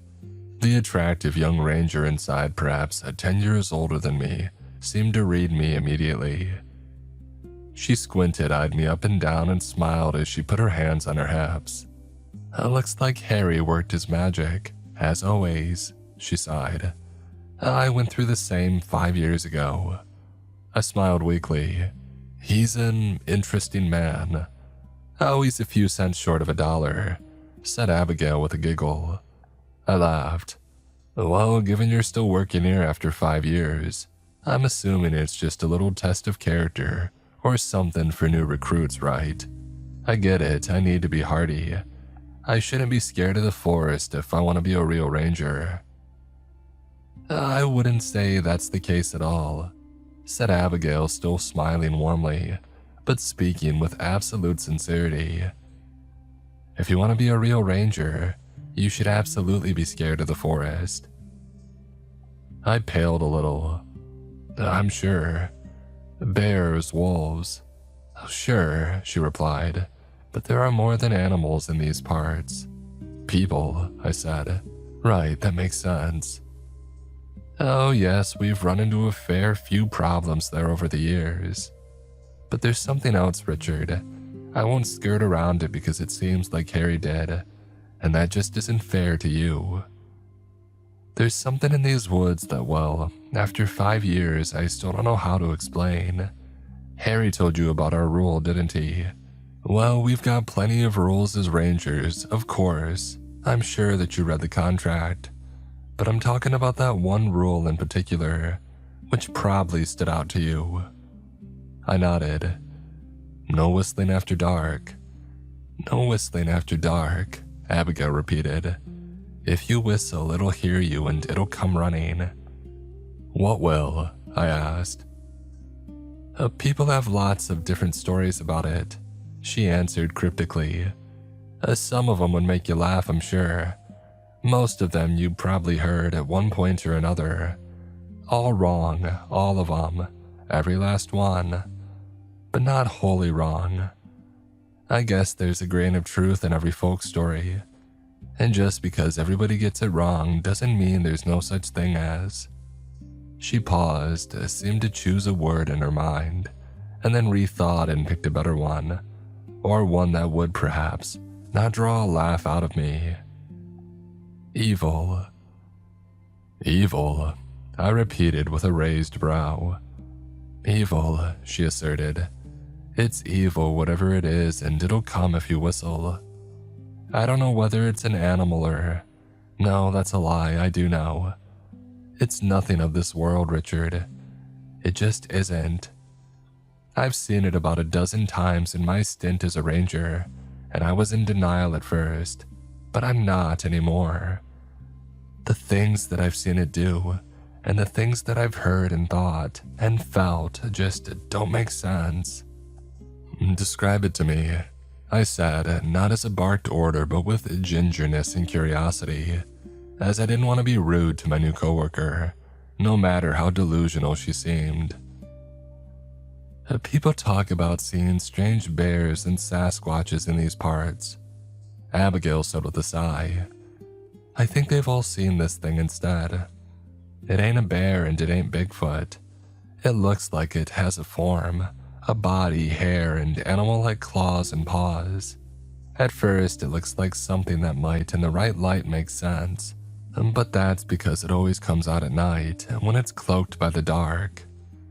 That's how it tricks you, see. You tell yourself, I don't know what I saw, but it had to have been an animal. It had to have been. And it goes about, anonymous and undetected by the world at large, wreaking hell wherever it goes. And it is a creature of hell. It ain't a peaceful thing, make no mistake, Richard.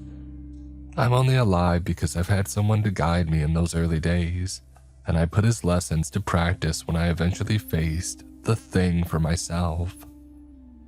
Now I'm gonna pass those lessons on to you. Did you whistle? I asked.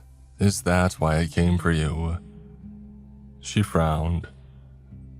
"You think I'd be stupid enough to break that rule once, let alone 12 times?" I shrugged.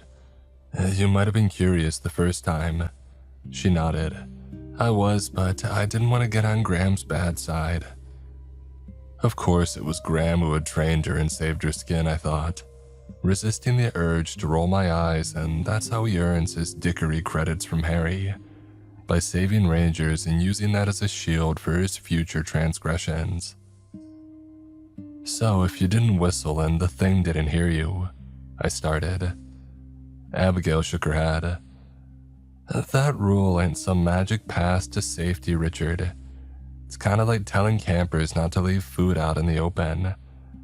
It's a good rule to follow as it stops bears or other wildlife from being attracted to their campsites, but it doesn't mean those campers aren't going to run into bears at all. You get my drift?" "Sure," I said. She sighed. "Oh, you don't yet, Richard, but you will. And I'm guessing you still want this job, given your peppy attitude." "I do." "Well, don't say I didn't warn ya. People go missing in these parts, and the Rook's nearly always to blame." The sun set quickly, and maybe it had set just as quickly when I had been in the city the night before, but I certainly hadn't noticed. The light pollution might have been to blame for them, or perhaps the high-rises were to blame, and the stacks of glass and steel piled up to the heavens, blotting out all, of course. I never really looked up, and that might also have been the problem.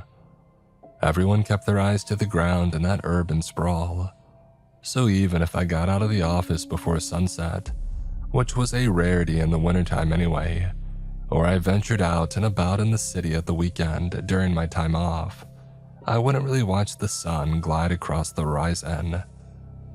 This was something that I hadn't really witnessed since I was a boy, and it was beautiful.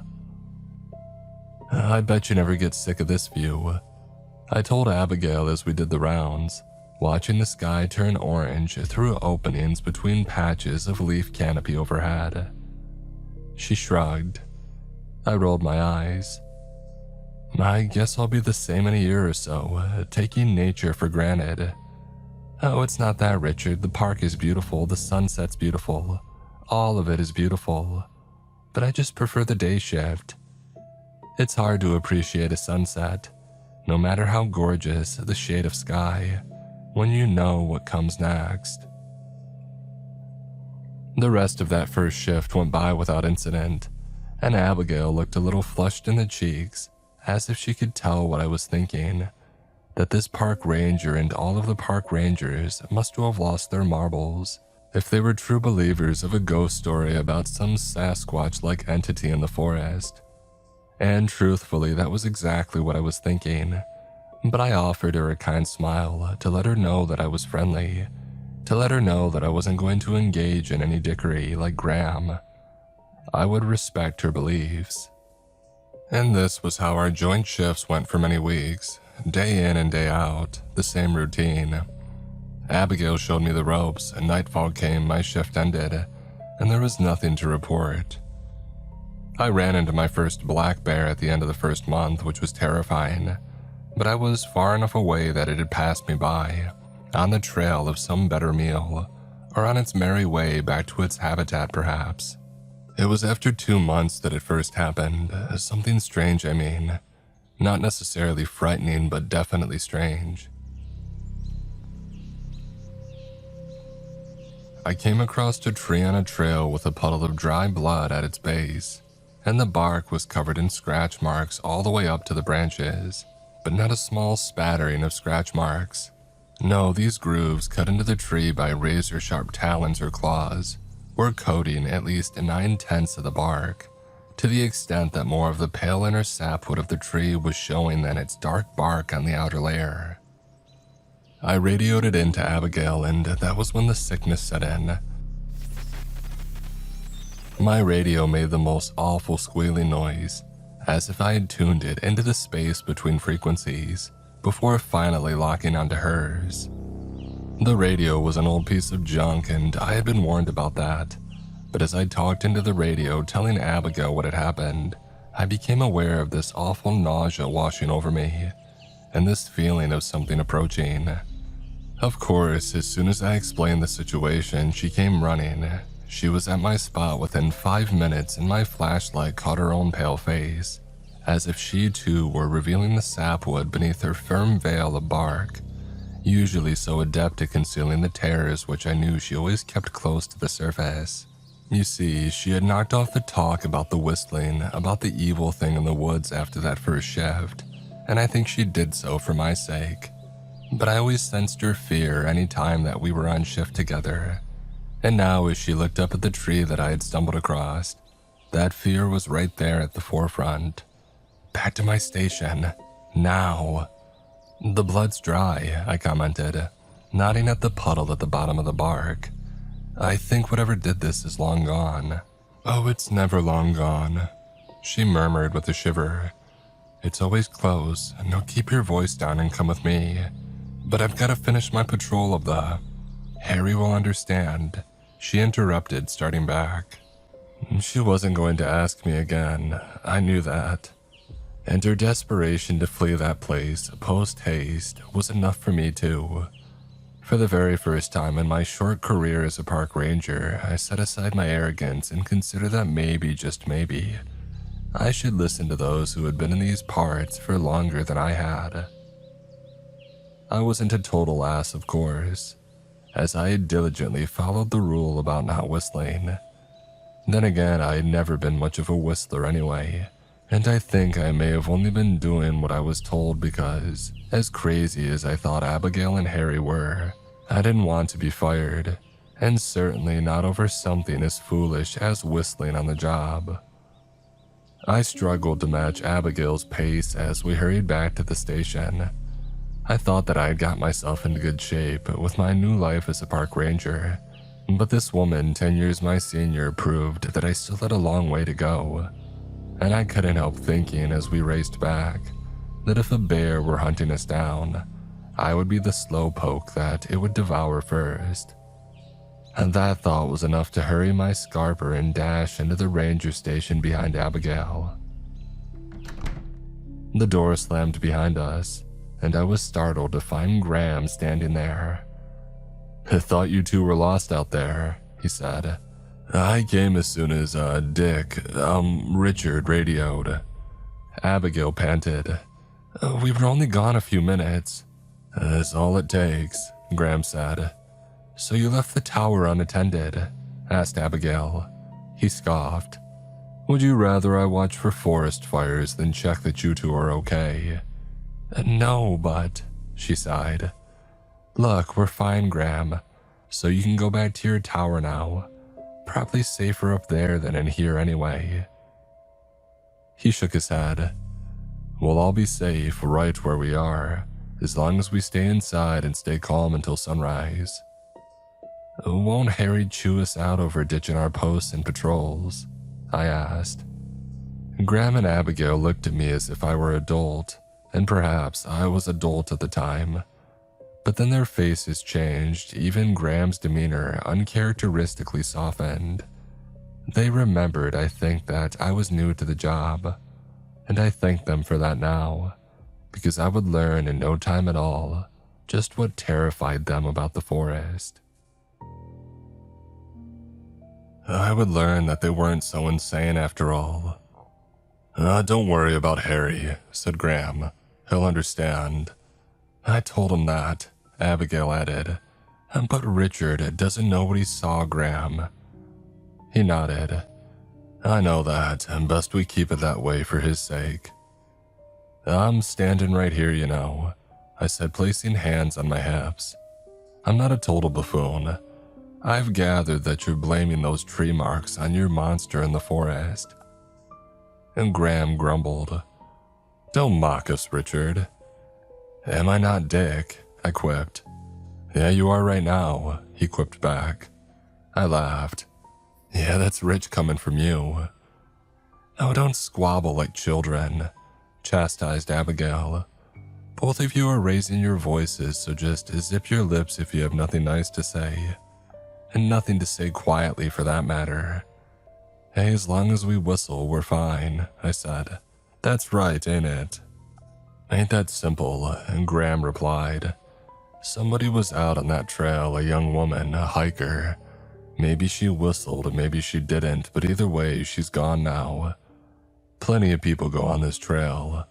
Go, I repeated. He nodded. I saw her earlier.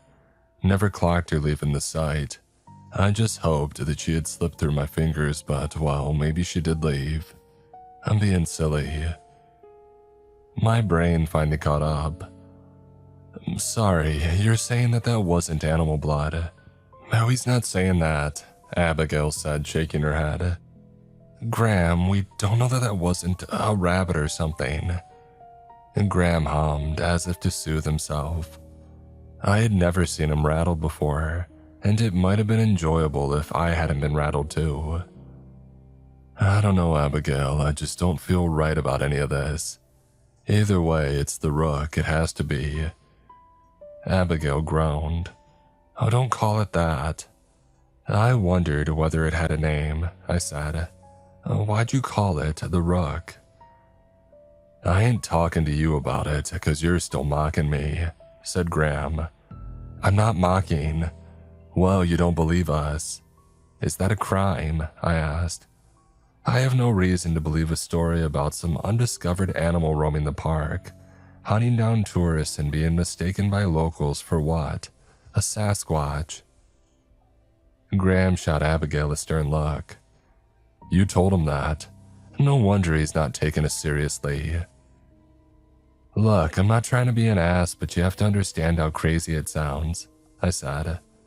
Those marks were made by a bear or something. And maybe you're right, maybe that young hiker is in danger.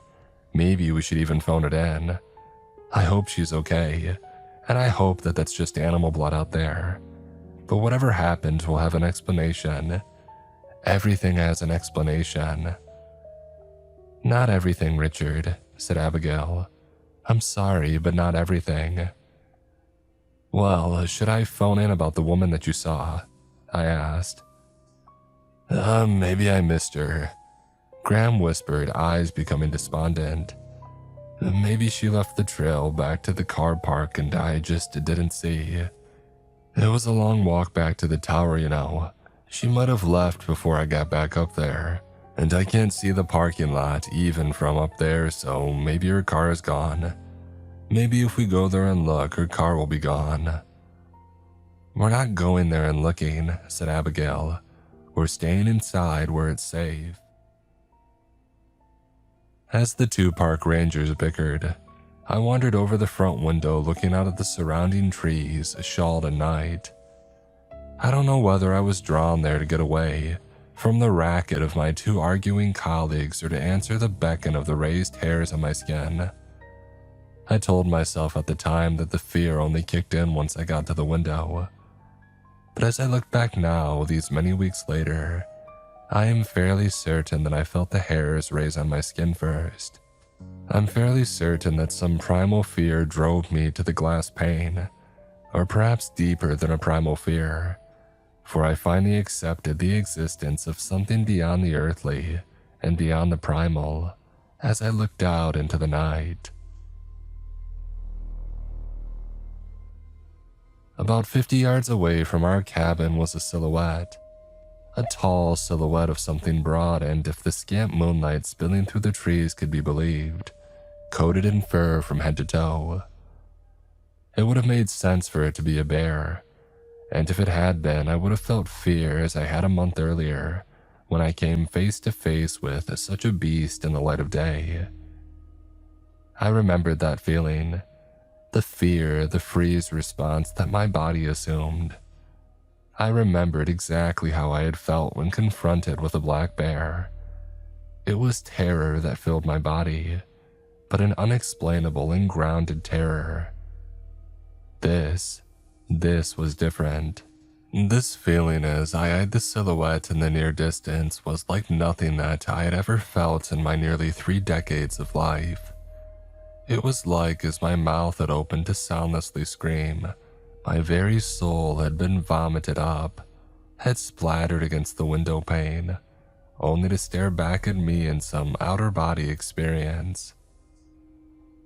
I suddenly understood Abigail and Graham perfectly, understood what I had dismissed as a ghost story because they had no concrete evidence. There was no concrete evidence other than seeing and perhaps being in the general vicinity of the thing that Graham called the Rook. It stood on what could have been hind legs, which would explain why locals thought it an emaciated bear standing up. Perhaps, and those locals would argue with the crazy locals who claimed it to be the Sasquatch. It seemed as Harry, Abigail, and Graham had been trying to explain to me for weeks that all the theories were wrong. This wasn't an animal, and not even a mythical one. All I knew for sure as I eyed the thing moving around jankily in the distance was that this was something pretending to be alive. It took me possibly about 10 or 20 seconds of trying before I managed to get a hoarse sound to creep out of my slack jaw. I think Abigail and Graham wouldn't have noticed me if I had remained wordless, for they were too busy arguing among themselves as to what they should do about the missing girl, and whether they should call Harry and whether the thing was out there. "Richard," said Abigail, starting towards me. "Richard, what's—" The shape moved, disappearing into the trees, and I stumbled backwards, letting out a horrified gasp. Abigail caught me, and Graham immediately darted to the window pane, looking out into the night. "You saw it, didn't you? You saw the Rook." What is it?" I asked, shivering as Abigail tried to steady me. She clearly sensed that I was on the verge of passing out from the shock of feeling whatever I had just felt. "Oh, not such a cocky little guy now, are ya?" asked Graham. "Oh, shut up, you douche," Abigail said. "Richard was only being an ass to you because you've been an ass to him since day one." And Graham muttered something under his breath, acting as a child being scolded by his mother. "And for that matter, I was exactly the same when I started," continued Abigail. "I didn't believe a word of it until the first night that I saw it." She shivered. "It was my fault." Graham shook his head. "It wasn't your fault."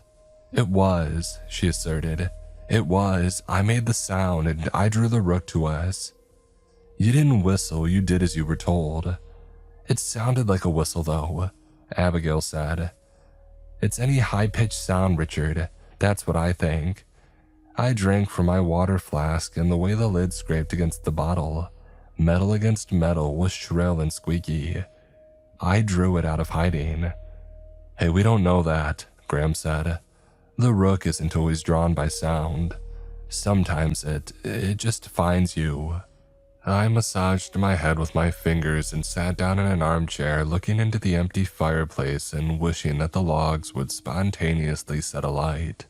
An orange flame licking at my face, bringing light and warmth into the lounge of the ranger station. It would certainly make everything better. I was entertaining this and other childish fantasies, as I kneaded my skin hoping to work the headache away with brute force of body and mind. But that wasn't working, unsurprisingly, as this was no imagined threat, and no passing scare either, such as a wolf or a bear.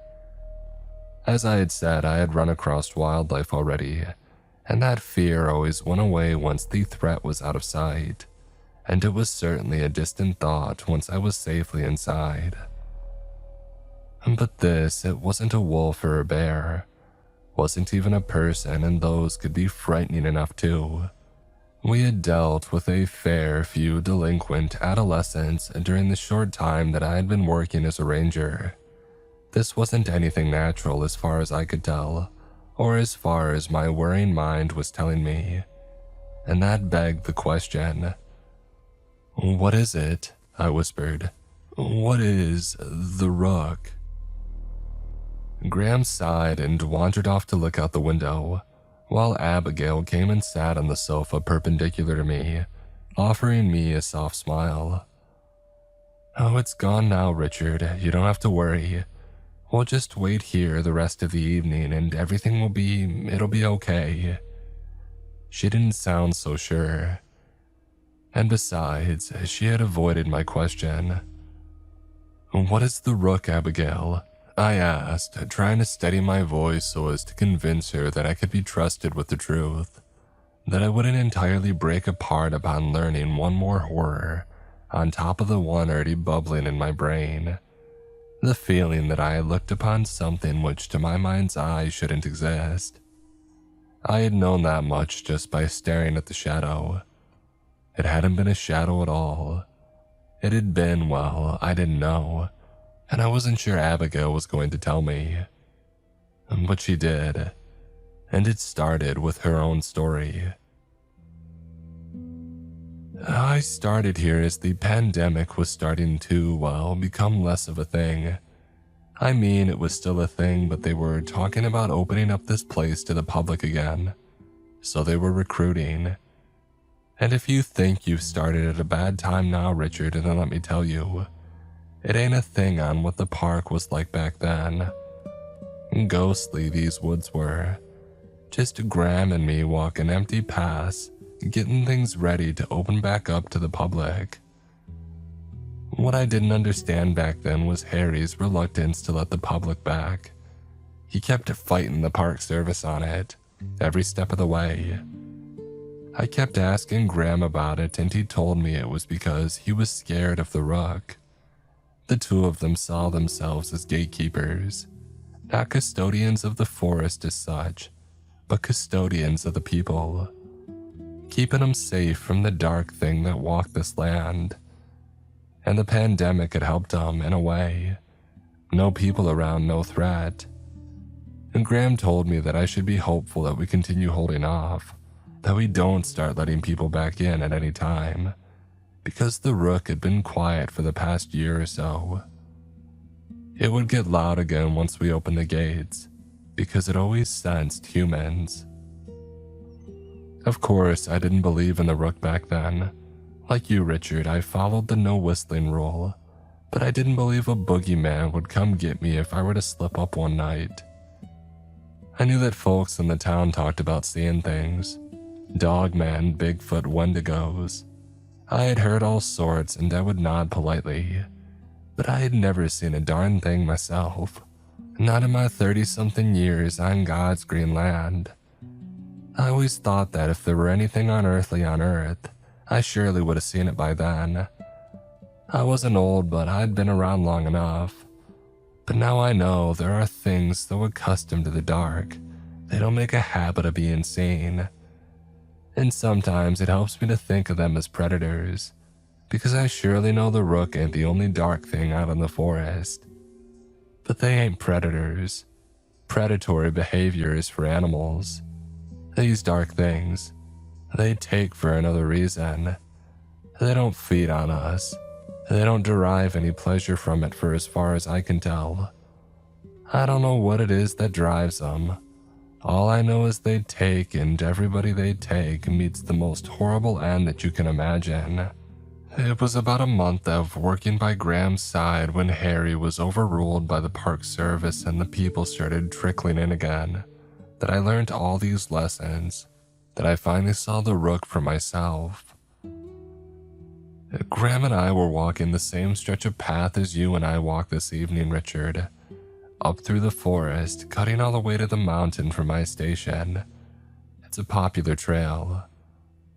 And Graham interjected to say as he looked out the window and jumped skittishly from foot to foot, "It's the trail where I saw that girl earlier." Abigail lifted a hand. "Okay, Graham, we'll sort that out later. We don't know that she's missing. She might have gone home." "I don't think so," he replied ominously. "I've got the same feeling that I always get, and it ain't got a thing to do with the blood or the marks on the tree. We see plenty of that from animals. No, this is something else. This is the feeling that knots up my stomach every time that thing strikes. Every time that thing takes a person, there's an emptiness in the air, like the Rook has stolen a soul from existence itself, like it's plucked something from reality in a way that it shouldn't have. Abigail sighed and continued. Anyway, Richard, where was I? The trail, I said, hardly wanting her to continue. Right, she said, and I could tell by her wet eyes and the strain in her voice that she hardly wanted to continue either. The trail, well, that night I sensed a difference in Graham. He was behaving sort of like he's behaving tonight, all jittery and jumpy like he sensed something in the air, and that's something that I would come to notice. It's something that you'll come to notice in time too, Richard. I shook my head. You're off your rocker. I ain't working a day here ever again. I'm getting out of this town and never looking back. That's what I said too. But just let me finish, Richard, okay? Let me finish and then you'll see, and maybe you'll have an easier time of coming to terms with it all than I did. I'm trying to make it easier on you. Trying to make it easier than Graham made it for me. Hey, Graham said, turning to furrow his brow at her. Don't put all this on me, girl. I ain't putting all of it on you, she said. Not the Rook, and you are the way you are. Harry is the way that he is. But you didn't exactly prepare me, either of you. You said not to whistle in the dark. You said the Rook would get me. It sounded like a bedtime story for kids. What was I supposed to think? Well, what were we supposed to tell you? Asked Graham with a scoff. What story could we possibly have told you about the Rook that would have made you believe?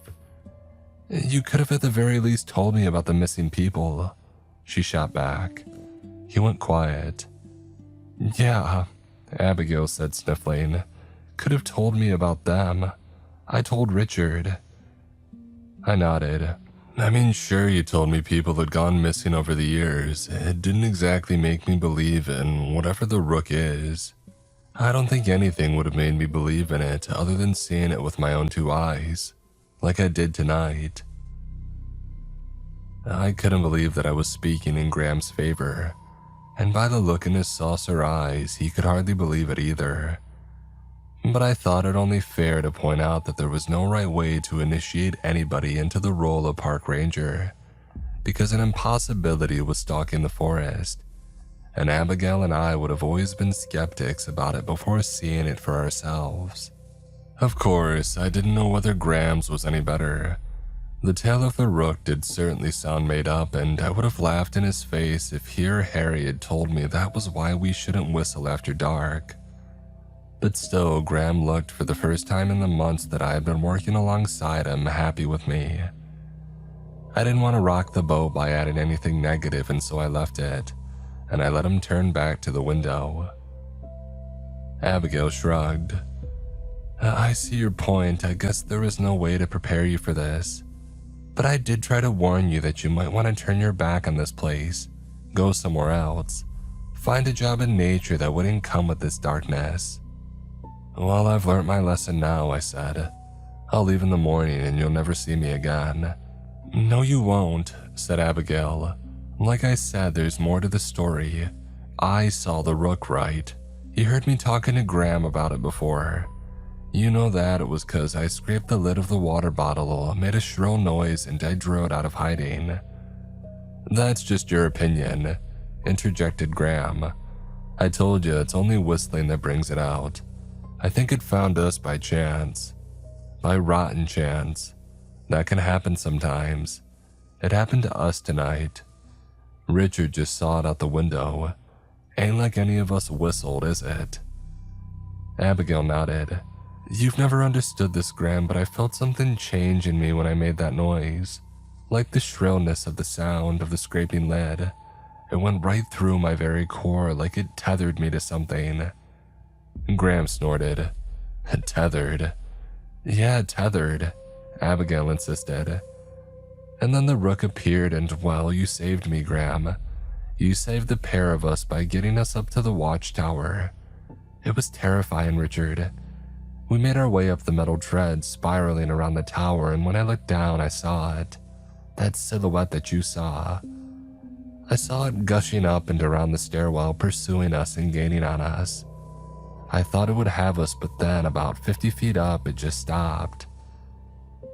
It never climbs up all the way, Graham said. In all my years, I've always found that the best way to escape it, if you really find yourself stuck, is to get up high. I don't know whether it's scared or what. I think it's what happens once it goes past the top of the tree line, past the canopy of leaves that make up the roof of the forest. I think it's trapped here, and that's a good thing. Means that we can always get away from it if we get out of the forest, you know. It's why we're not safe in this station right now. I think we ought to make a run for the tower. Harry will be up there. He'll probably be expecting us if he's sensed the rook too, and I'd wager that he has. He might be getting old, but it's like you said, Abigail. Once you've been influenced by this thing, you get a nose for it. I was frowning by this point because Graham was ignoring the tears in Abigail's eyes, and he was ignoring, it seemed, the most important part of what she had said. Tethered, I said. What did you mean by that? She just means that it changes ya, said Graham. That is not what I mean, she said. That's what you and Harry mean because you've never been foolish enough to draw it to you with a whistling sound. I have. By accident, of course, but still. I made the sound and it drew to me. Why do you think that local tribe who taught Harry everything that he knows always warned him not to whistle in particular? They said that he would run into the rook, and there was no avoiding that. But they told me no whistling again and again. They gave him that advice. Graham sighed. I don't know, Abigail, but I think all this tethering business is in your head. I don't, because I tried to leave. After that shift in the morning, I tried to leave town. I passed out and I crashed my car into a tree.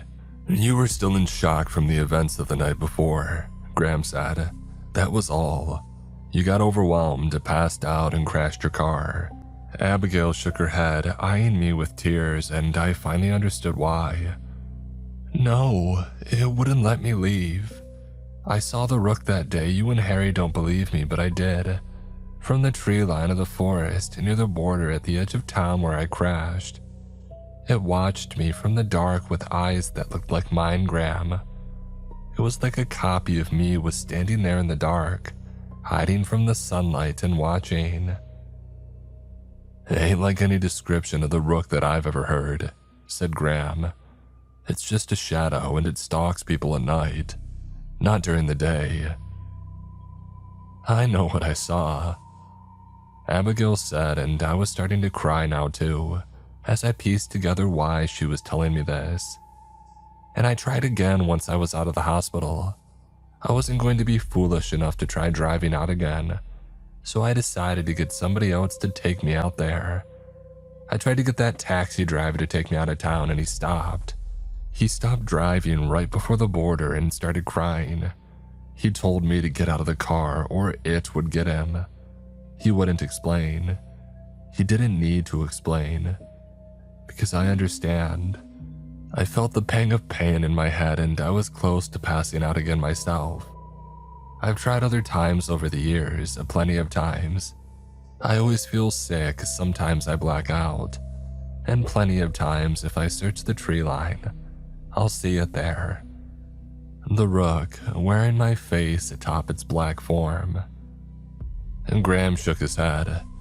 For a man who so staunchly believed in a creature beyond worldly explanation, he certainly seemed strongly in denial, set in his firm and unyielding beliefs. No, that's just, you didn't even whistle, Abigail. I know that's what the tribe told Harry all those years ago, but I don't think it's just whistling that puts a person in danger. She whispered as I tried to blink away my tears, and she eyed me with pity. I think it's a certain frequency, maybe a certain range of frequencies, a certain stillness that ties a person to this thing, and then it takes a piece of them, even if it doesn't manage to kill them, and make them disappear like all the others. It steals a piece of them and keeps them trapped in this forest, in this town, in this patch of land. It keeps us here unable to escape, probably hoping that it'll one day catch us and make us vanish like all of its other victims. And Graham shook his head and looked at me. It's all hogwash, Richard. The rest of it is true. There is a creature beyond explanation. It's a dark thing and it makes people go away. That much is true, but everything else is just nonsense. Then why haven't you or Harry ever tried? Asked Abigail. Why haven't either of you ever tried to drive me out of town? Graham's eyes were tearing up a little themselves. There was that denial again. Oh, because we'd be indulging because... It's okay. It's okay, Graham. You don't have to pretend. Because Richard knows too now, don't you? I nodded. Graham frowned. What is she talking about? I barely managed to get my voice out. I think that I've unwittingly tethered myself to the Rook too. I feel everything Abigail is describing. And Graham shook his head. Hey, that's understandable, kid. It's all normal. You've seen a creature that shouldn't exist. Of course you're gonna feel nauseated, scared, and trapped. I shook my head. It's more than that.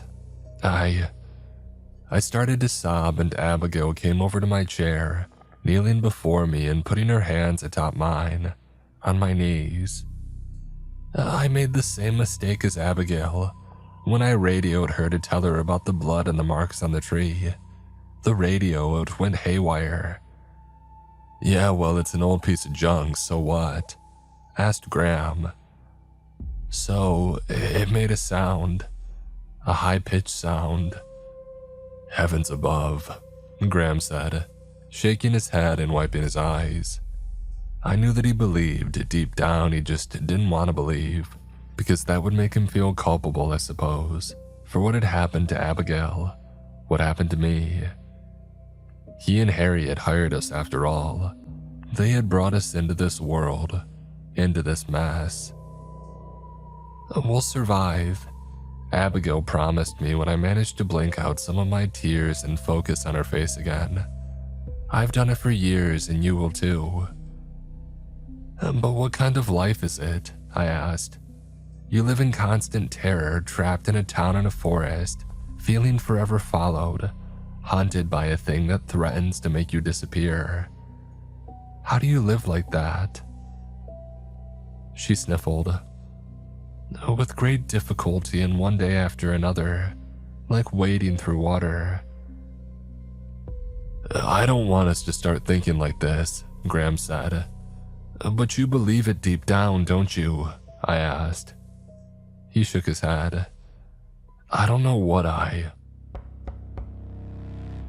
And Graham was interrupted by rapping on the door. 3 knocks evenly spaced out, as if there were one for each of us. We all turned slowly to the wooden front door, illuminated by the sickly orange glow of the old light bulb swinging from the ceiling overhead. I don't know how long we waited there with bated breath before Abigail finally said something. Who's there? She called out timidly. There came no reply. I don't know whether that was better or worse. I had expected some inhuman growl, perhaps, or the shrill sound of whistling. I thought that silence was a blessing. In that way, but it wasn't. It only left me with more terrifying unknowns to unpack. And I assumed as I sat there in the armchair, Abigail's hands still atop mine as she knelt on the floor before me, that all 3 of us were in agreement.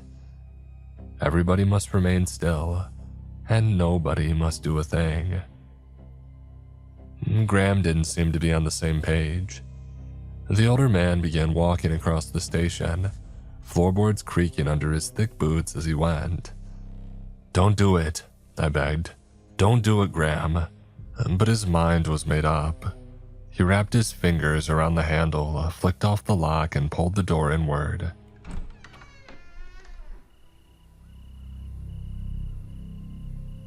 First came a gust of wind. I gasped, thinking it to be the Rook. the shadow itself pouring into the ranger station. But it was just that, wind. And I had expected in some form of the creature's trickery, as Graham had put it, for there to be nothing and nobody standing in the dirt outside the station. For the very opening of the door to simply be a means of the rook getting a good look at us, and maybe slipping undetected over our threshold, using its nightmarishly unknown ways to make Abigail and I disappear, leaving Graham alone and screaming into the night. But there was someone there, a young woman, and by the gasp that Graham let out, I knew it was the young hiker that he had seen earlier that day, the one who had gone missing. "Graham," I started as the man stepped aside to let the woman in. "Don't." She stepped gingerly across the threshold, looking weak and vulnerable, but this was all an illusion. And as she came into the ranger station striding slowly, it felt as if time itself had slowed. It had almost come to a stall entirely. I watched tearfully as she passed Graham in that slow-motion state and let out a pained yelp. The man's skin sagged as she walked past him. It sagged like a wilting flower and then began to come off his bones in flakes. And he was naught but skeletal remains crumpling to the ground in a matter of moments, before the young hiker had even placed a second foot into the station. And when those bones hit the ground, they became ash, before being swept up with the wind and carried out the front door, disappearing with all the others who had been lost to the woods over the years. I leapt to my feet, dragging Abigail up with me, and the two of us ran, screaming as we went, but as fast as we moved. It all felt unthinkably slow. Time still felt blurred. It took what felt like an eternity to reach the back door leading out of the station, but when we did, crossing the threshold back into the forest, the cold air of the forest and sound of wildlife greeted us. Time seemed to steady itself, and all seemed ordinary outside. I had expected the soundless of wild animals cowering in fear from the rook, but maybe they were at peace with it. This thing stealing people away from the world. Abigail slammed the back door behind us, hyperventilating. What? She didn't manage any more than that word repeated. "Come on, the watchtower." She didn't respond with words or her eyes. She was far away in spirit, and I realized that was what she needed to do to survive in that moment. All I wanted from her was for her to move her feet, and I was thankful when she did, letting me lead her through the park, between the trees and along trails, and towards Harry's watchtower in the near distance. We ran for a mile, maybe more, before the steel monolith came into view. I didn't look over my shoulder, not because I was afraid of slowing down, but because I was afraid that I would turn to find the rook not behind us at all. I had this horrible feeling, call it that tether that Abigail had talked about, binding us to the rook and perhaps revealing to us as well as to it how far away we were from the thing at any one time. I had this feeling anyway that the creature was not behind us, but perhaps alongside us or in front. I had a feeling that it did not bend to the laws of nature as we did, because it did not abide by the world and its rules. It was of somewhere else, a place to which Graham's ashes had perhaps floated. And I suddenly realized why Abigail kept fighting each and every day, why she had done so for many years.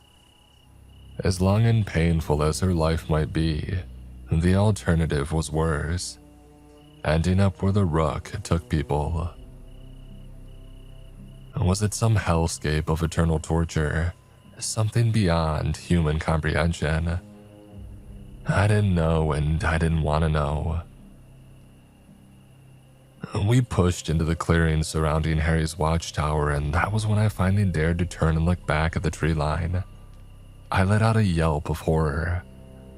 A silhouette, shaped vaguely like a person but one far too tall, was standing between two tall fir trees, and its face, which had been black and formless when I had seen the thing from the comfort and false security of the ranger station, was now a blurry peach color, and as I looked a few moments longer, the details of a face came into view. My face. I was looking at myself. I did not wear a smile or a frown or any expression at all. It was like a wax copy worn by a thing that didn't have a framework to understand such thing as smiles, or frowns, or any human thing. It just wore us like finery. My face was simply another for its collection. I pushed Abigail up the stairs in front of me as the rook moved out from the tree line and began to cross the clearing towards us. "Move, please, Abigail." She grunted, stumbling up the stairs on knocking knees that betrayed her. I knew she wanted to survive, but her body was failing her in light of what we had seen in the ranger station. So I did most of the surviving for us. I pushed her up, put my hands on her back to propel her anytime she slowed, and I reminded her to keep running. She picked up a bit of speed and we started to ascend the tower 2 steps at a time. And as the top of the trees came into view, I thought of Graham's reminder that the rook was trapped by the forest on all sides. I started to smile. This was it, and we were about to be free. And given that I'm here to tell the tale, you know this to be so. So I turned on the steps once we had passed the top of the forest, and I let out a scream as I fell on my back, fell upwards rather than downwards, thankfully. The silhouette was standing there lit by the moon, watching me with my lifeless and unmoving face atop its black, shadowy head. It just stood and watched, unable to move beyond that imaginary upper threshold of its wooded cage. And as it looked at me without speaking or moving, I realized that I was now bound to that cage too, tethered to the rook, much like Abigail. "Richard," she moaned from farther up the stairs. I got to my feet and I followed her. We got to Harry's door and the man gave us solemn looks as he let us in. "What are you doing here so late? I tried to radio Graham that the rook was wandering nearby. Where is Graham?" Things have been different for me since that day. I sensed that things have been different for Harry and Abigail too.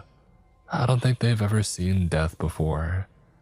They've known of people going missing, but they've never directly known a person who went missing, and Abigail had certainly never seen it. I don't think either of us will ever forget watching Graham's body turn to nothing before our very eyes.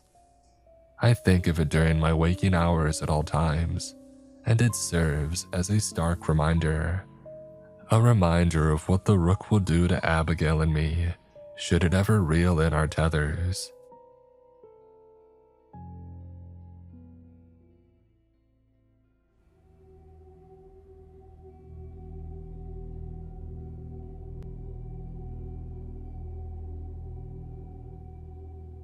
I am not a preacher.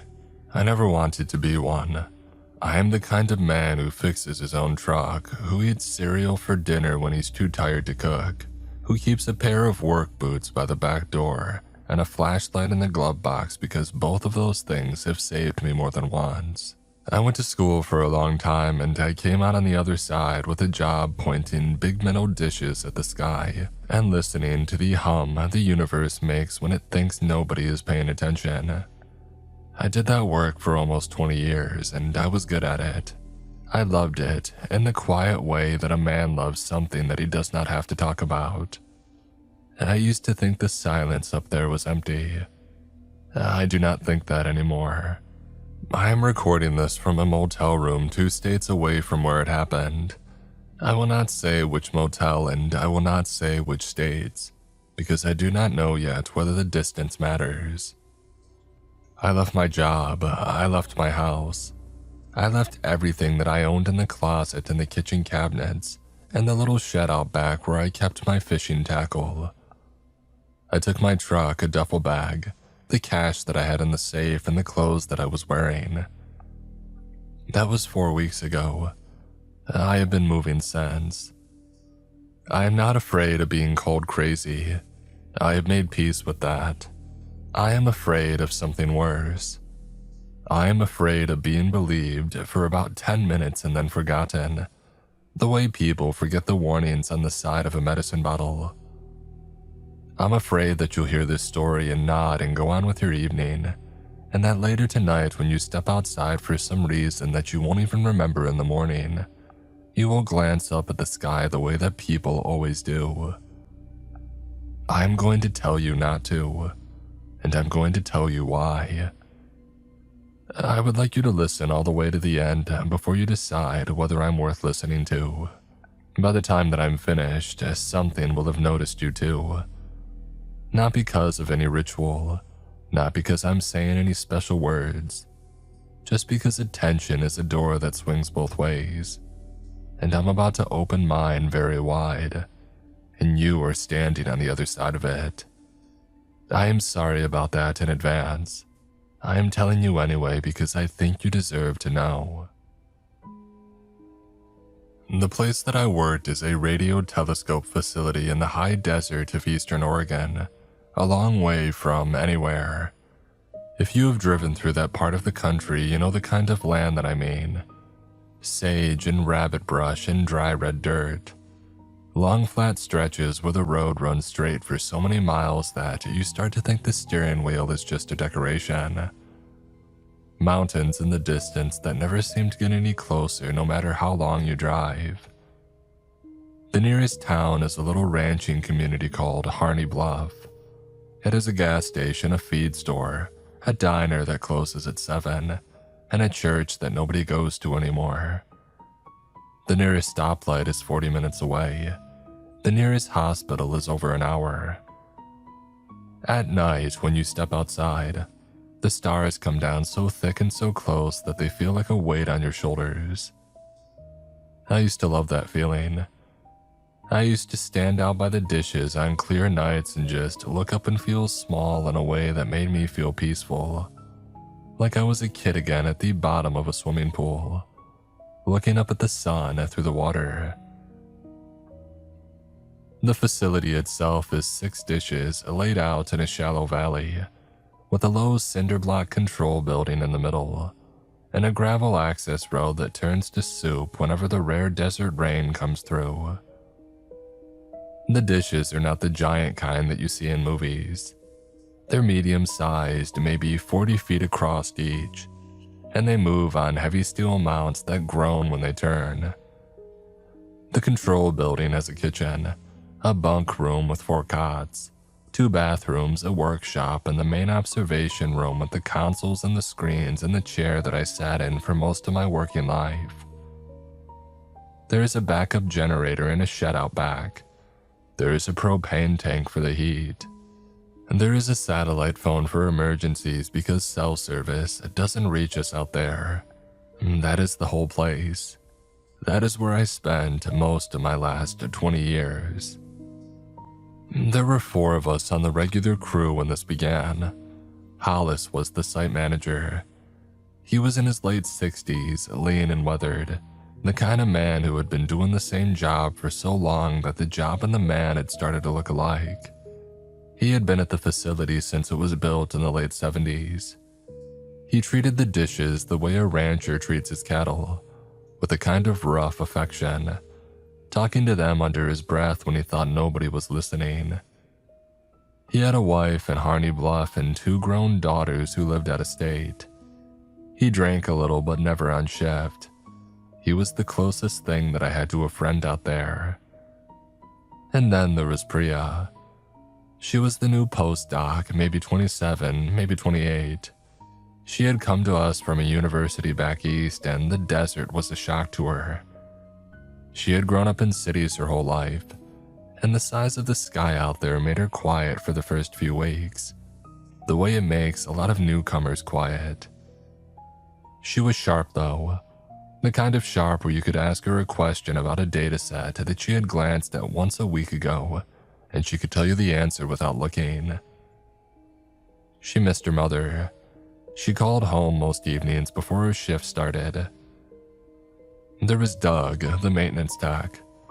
Doug was the youngest of us, maybe 30, a good old boy from somewhere in the Texas Panhandle, who had ended up in Oregon by way of 3 or 4 jobs that did not work out.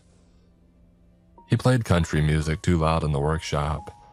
He kept a coffee can full of cigarette butts by the back door, even though he wasn't supposed to smoke on the property. He was the kind of guy who would fix your flat tire for free and then refuse to take a beer for it. I liked him a great deal. And then there was me, Wes Caldwell, the senior observer, the one who decided what the dishes listened to on any given night. 20 years in, divorced once and no children, a small house in Harney Bluff with a yard that I never got around to landscaping. I worked the night rotation more often than I had to, because I liked the quiet, and because there was nobody waiting up for me at home. I'm telling you all this because I want you to understand that we were normal people. We were not seekers. We were not looking for anything in particular. We were just doing our jobs. We had bills and routines and small private griefs, and we drank too much coffee. The thing that found us did not find us because we were special. It found us because we were standing still in the right place, and because I in particular was bored, and because I didn't know when to leave well enough alone. And the first wrong night was a Tuesday in October. I remember the day of the week because I had stopped at the diner in Harney Bluff for a tuna melt on my way out to the facility, and Tuesday was the only day that they made the tuna melt the way that I liked it. The sky was clear, the wind was light. The temperature was already dropping into the kind of cold that you feel in your teeth. The dry desert cold that comes before the snow. The schedule for that night was nothing special. We were supposed to spend a long stretch of hours pointing at a quiet patch of sky over the constellation Eridanus, in a region that astronomers called a cold spot. A cold spot is exactly what it sounds like. It's a place in the sky where there is, as far as anybody has ever been able to tell, nothing. No stars worth talking about. No galaxies worth talking about. Just the faint background hum that fills the whole universe everywhere you point. We use cold spots as a baseline. You listen to the nothing for a while so you know what nothing sounds like, and then later when you are listening to a real source, you can subtract the nothing out and see what's left. I had pointed the dishes at cold spots 1,000 times in my career. It was the most boring kind of observing that there is. You set the dishes, you start the run, you sit in the chair and you drink your coffee and read a book. And you check the screens every so often to make sure that nothing has gone wrong with the equipment. And then you wait for your shift to end. That was all that it had ever been. That night though, the silence had a texture to it. I don't know how else to describe it. The instruments showed nothing that I could point at. The needles on the meters stayed where they were supposed to stay. The screen stayed clean. There was no signal. There was no anomaly. There was nothing on any of the readouts that I could have shown to another scientist and said, "Look at this."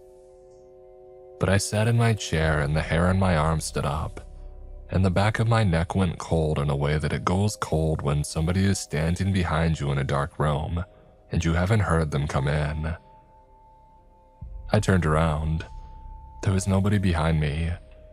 The control room was empty except for Priya, who was at the other console across the room working on something on her laptop. I looked at her and she was already looking at me. She said very quietly, "Do you feel that?" I said yes. Neither of us said anything else for a long time after that. We sat there in the hum of the cooling fans and the soft tick of the clock on the wall, and we listened, and we did not know what we were listening for. After a while, the feeling faded, the way the feeling of being watched in a dark room fades when you finally turn the light on. We finished the shift, and we did not talk about it. We went home. I told myself in the drive back to town in the gray light before sunrise that it was nerves, that it was low blood sugar, that the tuna melt had been off, that I was tired. that I was getting old and my imagination was starting to do things to me. I told myself that I would laugh it off later. It wasn't so funny though. Over the next 2 weeks, the feeling came back. Not every night. That was the thing that kept me from saying anything to anyone official. If it had been every night, I could have called it a malfunction, or a problem with the wiring, or some kind of low-frequency interference from a piece of equipment somewhere in the building. But it was not every night, only sometimes. And after a while, I started to notice that it was only sometimes when we were pointed at a cold spot, when we were tracking a known source, a star or a galaxy or a pulsar or anything the sky was supposed to actually contain. The feeling never came. The feeling only came when we were aimed at the parts of the sky that were supposed to be empty. I tried to talk to Doug about it first because he was the easiest to talk to. I caught him out by the workshop one afternoon smoking one of the cigarettes that he wasn't supposed to be smoking, and I said, "Hey, have you ever felt anything weird out here at night?" He squinted at me for a second and then he laughed and said that the desert will play tricks on you, especially when you have been out in it as long as we have. He said that he had felt all kinds of weird things over the years, and none of them had ever turned out to be anything. He said the trick was to drink less coffee and sleep a little bit more. He clapped me on the shoulder and went back inside. I tried Priya next. I caught her in the kitchen at the start of her shift while she was making tea. I said, "Do you remember that night a couple of weeks ago?" She knew which night I meant without me having to say anything else. She put her tea bag down and she looked at me for a long moment, and then she said, in a very quiet voice, that she had stopped going to the bathroom alone during the night shifts. She said it like she was admitting something embarrassing. She would not tell me why. She picked up her mug and walked out of the kitchen and did not look back. That's when I knew that it wasn't just me. That was when I knew that I had to go to Hollis. Hollis was in the workshop the next morning, his hands black with grease, working on the gear assembly for one of the smaller dishes. The workshop smelled like oil and old coffee, and the dry electric smell that the heaters in the building put out when they had been running too long. I stood in the doorway and I told him as plainly as I could what I had been feeling. That watched feeling. The texture and the silence. And the way that it only came when we were pointed at the empty places. He went very still while I was talking. He set down the wrench that he had been holding. He picked up a rag and he wiped his hands on it for a long time without looking at me. Now, I have known a lot of men in my life who use the act of wiping their hands as a way of buying themselves time before they have to say something hard. Hollis was buying himself a lot of time. When he finally looked up, his face had something in it that I had never seen before. He looked older than he was. He looked like a man who had been hoping a particular conversation would never come up, and who had just been told that it was here. He said in a voice that was not the voice he usually used, that we should not point the dishes at the empty places anymore. Of course, I asked him why. He said the old crew, the ones who had built the place, used to have a rule about it. He said that they never wrote the rule down because nobody wanted to be the one to put it on paper. He said the rule was to not aim at cold spots. You do not listen to the silence.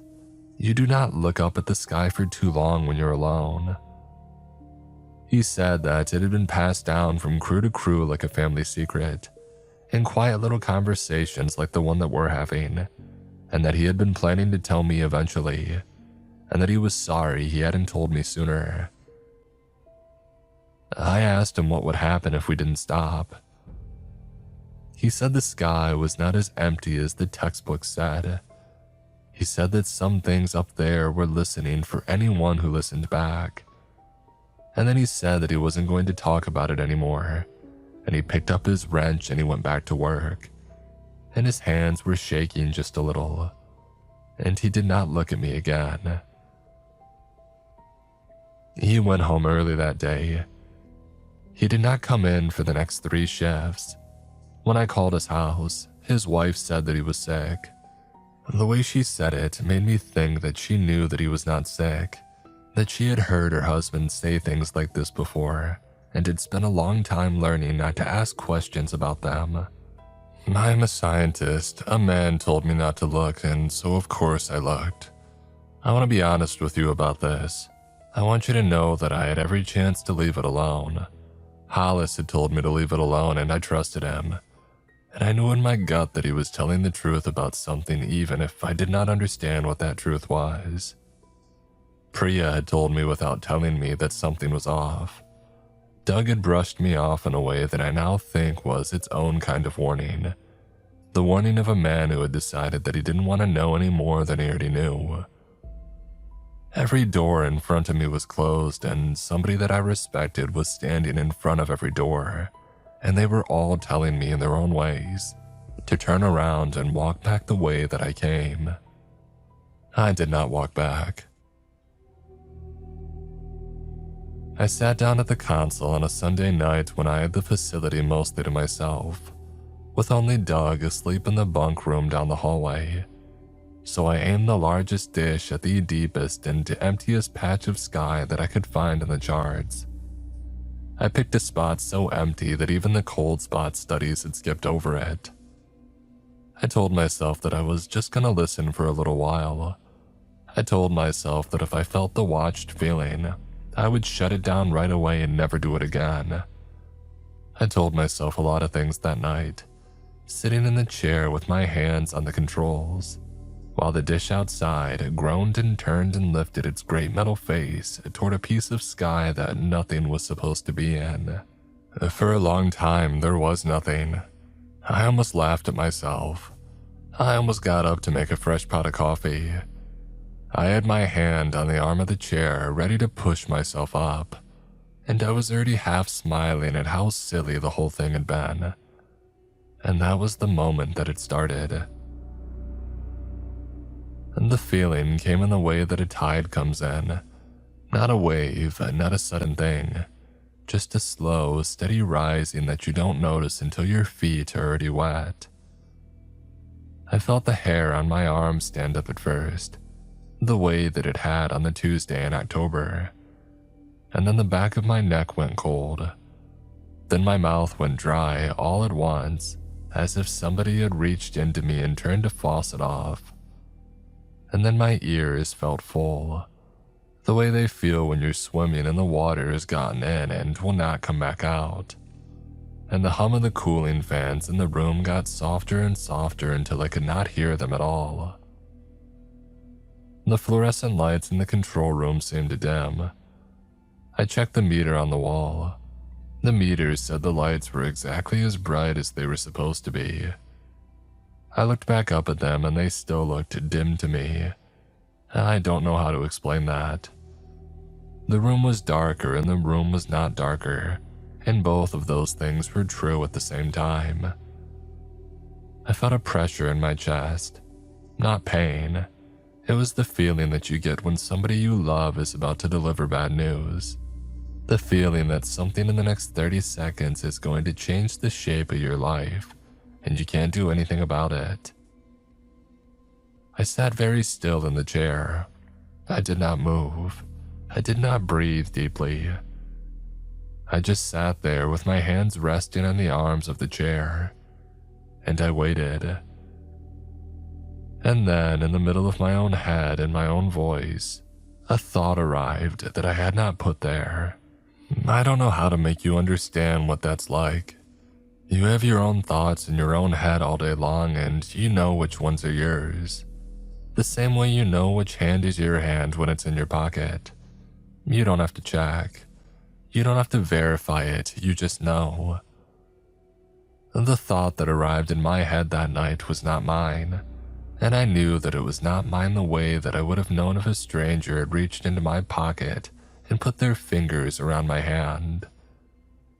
The thought was very calm. The thought was very simple. The thought was the certainty that I had been seen. Not noticed, not detected. Seen. The way a parent sees a child who has wandered into the road. The way you see a moth that has landed on the back of your hand. With complete attention. With complete understanding of what I was. With the long, patient interest of something that had all the time in the world and had decided just now in this exact moment to spend a little of that time on me. I tore the headphones off. I did not even remember putting them on, but they were on my head and I tore them off, and I slapped at the controls and shut the dish down, and the great metal arm outside groaned and began to swing back to its resting position. I sat in the dark control room shaking. I don't know how long I sat there. The sun came up at some point. I noticed the gray light on the floor and I realized that I hadn't moved in hours. My legs had gone numb. My hands were still on the arms of the chair locked in place, and when I tried to pull them away, my fingers had cramped, and I had to pry them loose one at a time. I went to the bathroom and I threw up. I rinsed my mouth out. I looked at myself in the mirror over the sink, and the man in the mirror looked like he had aged 10 years in one night, and he looked like he knew something that he wished he did not know. I went back to the bunk room and I laid down on the cot and did not sleep. Priya came in the next morning. She walked into the kitchen and she saw me sitting at the table with my hands wrapped around a mug of coffee that had gone cold an hour ago. And she stopped in the doorway and said, "What did you do?" I told her, and I told her all of it. The dish, the empty patch of sky, the slow rising, the lights that were dim and not dim, the thought in my head that wasn't my own. The scene. She listened without any interruption. She did not move from the doorway the whole time that I was talking. When I finished, she came in and sat down across from me at the little table, and she looked at her hands for a long moment, and then she told me her side of it, the part that she had been holding back. She had said on one of the bad nights, when we had both been feeling the watched feeling and neither of us had been willing to say so out loud, she had walked outside to clear her head. She had gone out the back door of the control building and she had walked a little ways across the gravel toward the smallest of the dishes. And she had stood there in the cold and looked up at the stars. She said the stars had looked back. She did not mean that the way that it sounds. She did not mean it as a metaphor. She said she felt every single star in her sky turn its attention toward her all at once, the way a crowd in a stadium turns when somebody shouts. She said she could feel the weight of all of them on her at the same time, and she said that it was not a hostile weight, but it wasn't a friendly one either. It was the weight of something enormous and very old that had finally noticed she was there, and it was now considering her, the way you might consider an ant that had walked across the back of your hand. She said that she had run back inside. She sat under the fluorescent lights in the kitchen for almost an hour with her face in her hands, trying to convince herself that that had not happened. She said that she had almost succeeded. She said that she had been doing a pretty good job of it until I sat down in front of her this morning with my face the way that it was. She told me she did not think that we had discovered anything new. She thought that we had just finally stood still long enough to notice what had always been there. She said something that I haven't been able to stop thinking about since. She said the universe is not a place. The universe is a face, and that we have spent our whole lives staring at it without knowing it had eyes. We sat at that little table for a long time without saying anything else. Outside, the wind was picking up, and I could hear it moving across the dishes, making the steel mounts creak. And 2 nights later, Doug did not show up for his shift. His truck was in the parking lot, and his tools were laid out in the workshop the way that he always laid them out at the end of a job, in a neat line on the bench, the wrenches in order from smallest to largest. His coffee cup was sitting on the workbench next to the tools, and when I touched the side of it with the back of my hand, It was still warm. Priya and I searched the building. We checked the bunk room, the bathrooms, the kitchen, the workshop, and the little storage closet where we kept the spare parts. We were starting to get worried. I was starting to think that we were going to have to use the satellite phone and call someone. We found him in the control room. He was sitting in my chair, the chair that I sat in every shift, the chair that I had been sitting in 2 nights before when I had pointed the dish at the empty patch of sky. He was sitting in it the way you sit in a chair when you've been in it for a while and have gotten comfortable, with his shoulders relaxed and his hands resting on his knees. He was facing the main screen. The main screen was turned off. The entire console was off. There was nothing for him to look at, but he was looking at it anyway, with a small, peaceful smile on his face. The kind of smile a person wears when they're listening to a piece of music only they can hear. I said his name. He did not turn his head. I walked around in front of him into his line of sight and I waved my hand in front of his face. His eyes did not move. He kept smiling at the dark screen as if it were not there. I touched his shoulder. He spoke without looking at me. His voice was mostly his own, that same drawl that he always had. But there was something underneath it. It was like a second voice was humming along with his voice, softly just below the surface, the way that a bass note hums under a melody. I don't know how to describe it any better than that. You have to hear something like that to understand. I hope you never do. He said that it was all right, Wes. He said that there's nothing to be afraid of. He said it's not angry, it's not cruel. It's just very, very old and very, very interested.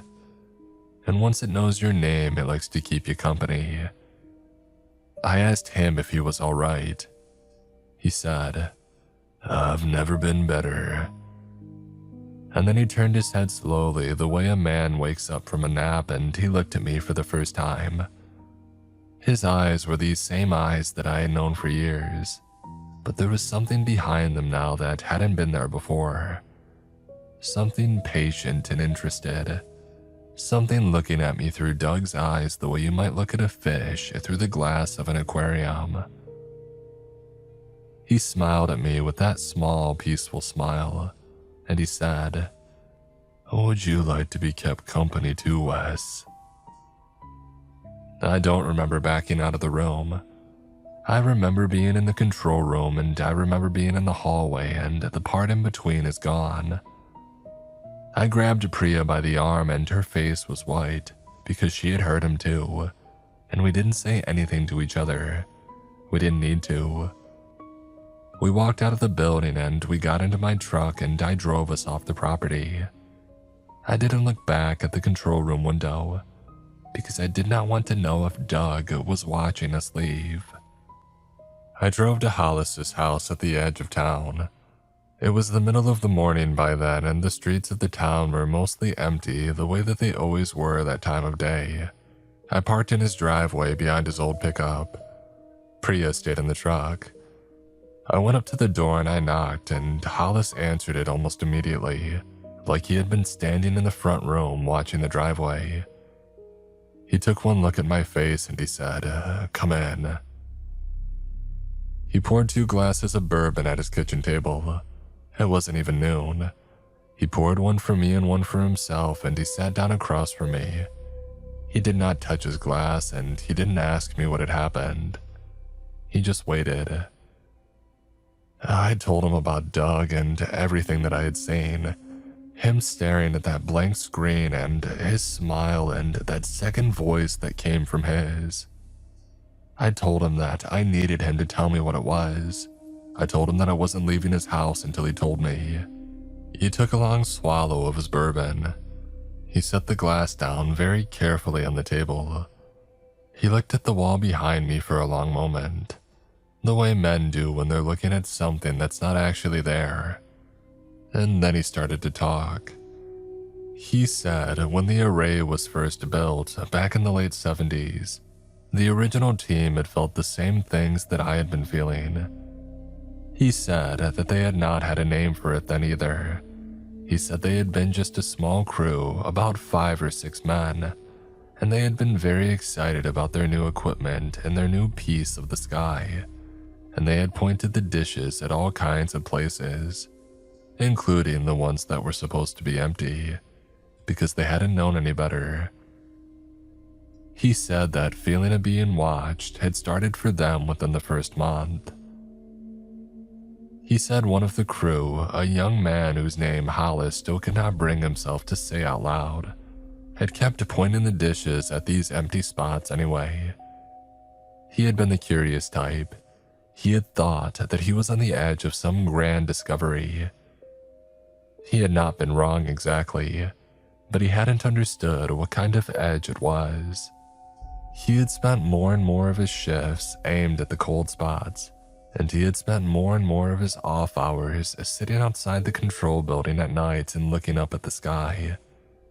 The rest of the crew started to notice that he wasn't really there anymore when you talked to him, and that there was something else lurking behind his eyes that hadn't been there when he had first arrived. Hollis said that one night, the young man had just walked out into the desert. He hadn't taken his truck. He hadn't even taken a flashlight. He just got up and walked away from the facility on foot, in the middle of the night, in the direction of nothing in particular. They had found his body about a week later, sitting upright against a juniper tree about 3 miles out, with his hands folded in his lap and his face turned up toward the sky. He had been dead for several days, and the whole time, he had been smiling. Hollis said that the rule had been created after that. Don't aim it at the cold spots and don't listen to the silence. And whatever you do, don't look up at the sky for too long when you're alone. The rule had been spread from crew to crew over the years, the way that I had wanted Hollis to pass it down to me. He said that he had been planning to tell me about it on my 1-year anniversary at the facility, the way the man before him had told him. But my 1-year anniversary had come and gone, and I had seemed like such a steady and sensible man that he had thought maybe that I didn't need to be told. He had thought that he could let the rule die with himself. He said that he had been wrong, and he apologized. I asked him what it was. He looked at his glass of bourbon for a long moment, and then he said that he did not know. He said nobody really knew. He said the word God was the closest word that people had for it, but it was not really the right word, because the God in the books was supposed to love you, and this thing definitely did not love you. But it didn't hate you either. It just noticed you, and being noticed by something that big, he said, was its own kind of ending. Not the ending where you stopped existing, the ending where you stopped being only yourself. The ending where part of you started belonging to something else, and that part got bigger over time, until there was not much of the original you left. He said that he thought Doug was already gone. He said that he thought I should leave the state. He said that he thought I should never risk looking up at the night sky again, and that if I had to be outside after dark, I should keep my eyes firmly focused on the ground or on the horizon, and never to let them drift up. I asked him if he had ever pointed the satellite dishes at the empty places himself. He just looked at me for a long moment, and then he said one time, a long time ago. He said that he had felt enough that night to know that he never wanted to feel it again, and he said that he had been very careful for 40 years. He said that he thought he had been forgotten by it for the most part, but sometimes on certain nights he could still feel a faint pressure, like a hand resting on the top of his head, and he knew that being forgotten was not the same as being unseen, and that the thing knew exactly where he was and was simply choosing for now not to spend any more of its attention on him. He said he hoped that I would be that lucky. He did not sound like he believed I would be. I finished my bourbon and I shook his hand.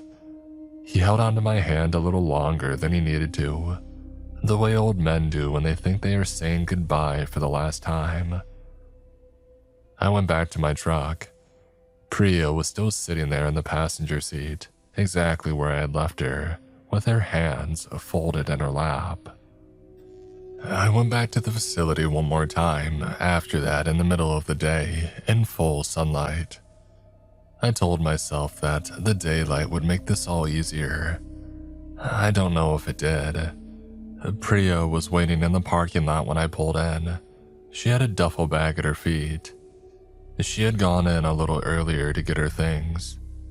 She didn't tell me whether she had seen Doug, and I did not ask. I think if she had seen him, she did not want to remember it, and I did not want to make her remember it for my sake. I went back into the control building.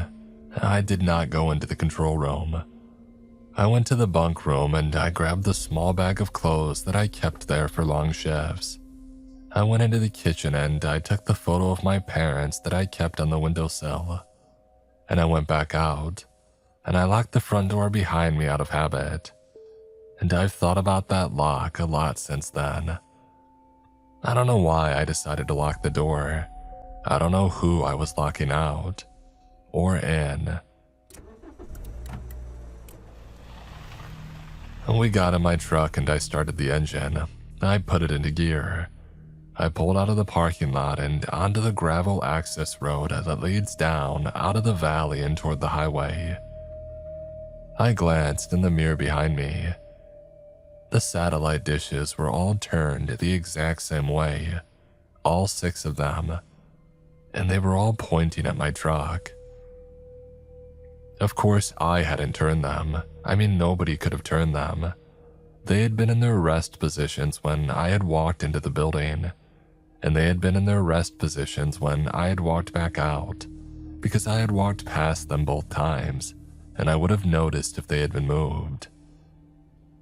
But now, as I look in my rearview mirror, as I drive away down that gravel road, all 6 of those great metal dishes were facing my truck, the way that a row of sunflowers faces the sun, and they were tracking us. I could see the smallest one moving very slowly on its mount as we drove, keeping its great metal face pointed straight at the back of the truck. Priya saw them too. She was looking in the side mirror. Again, she did not say anything. She just reached over and put her hand on top of mine on the gear shift, and I kept driving, and I did not look in the mirror again. We drove for 2 days. We slept in the truck that first night, in a turnout off the highway somewhere in Idaho. We ate gas station food and we didn't talk that much. There wasn't much to say. We parted ways at a bus station in Boise. She had family in another part of the country and she said that she was going to go to them. I gave her all the cash that I had on me. She tried to refuse it, but I made her take it. I hugged her and she hugged me back. She was crying a little. So was I. I have not seen her since. I really hope that she's all right. I'm afraid she isn't though, in that same quiet way that I'm not. I think about her every day. I'm back in the motel room now. The heater under the window is making the same tired rattle that it has been making since I checked in, and the curtains are drawn and the lamp on the nightstand is the only light that I have on. I've been sitting on the edge of the bed for a long time with the recorder in my hand. I told myself that when I started this that I was going to warn you. I told myself that I owed you that much. I've been telling myself a lot of things these last few weeks, and I'm beginning to wonder how many of them were ever true. Something is happening to me as I sit here. I want to describe it to you honestly, but I think honesty is the only thing that I have left that is worth anything. There is that pull. That is the simplest word for it. A pull. The way a river pulls at your legs when you're standing in it up to your knees. And it's not coming from inside the room. It's coming from outside, past the curtains, past the parking lot, from up above the roof of this little motel in this little town. It's beginning stronger the longer that I sit here. I thought talking about this would make it weaker. I thought putting the words in order would help me hold the line. It has not helped. If anything, the line has gotten thinner. I haven't smoked a cigarette in 11 years. I quit the year that my father passed because he died of the thing that smokers die of. And I made myself a promise standing next to his bed that I was done. I've kept that promise every single day since. I haven't ever been tempted most days. I'm telling you this so that you understand what it means when I tell you that there is an unopened pack of cigarettes on the nightstand next to me right now. I bought them at a gas station close by about an hour ago. I do not remember deciding to buy them. I remember standing under the fluorescent lights of the gas station and pointing at the rack behind the counter. And I remember the man behind the counter sliding the pack across to me without saying anything. I'm gonna step outside in a minute. I'm gonna smoke one of these. I've been telling myself for the last hour that I'm going outside only for the cigarette. But that's a lie. I know that it's a lie. I'm telling it to myself anyway. I want to say something else before I go. We are so small. I have known that my whole working life, in the way scientists know it, in the way a man knows it when he's spent 20 years pointing instruments at things so far away that the light from them is older than the human race. But knowing a thing in your head is not the same as knowing it in your chest. I know it in my chest now. We are very, very small, and the dark between the stars is very, very large. And that darkness is not empty. There are things out there that are bigger than anything you have a word for. Bigger than planets, bigger than the spaces between planets.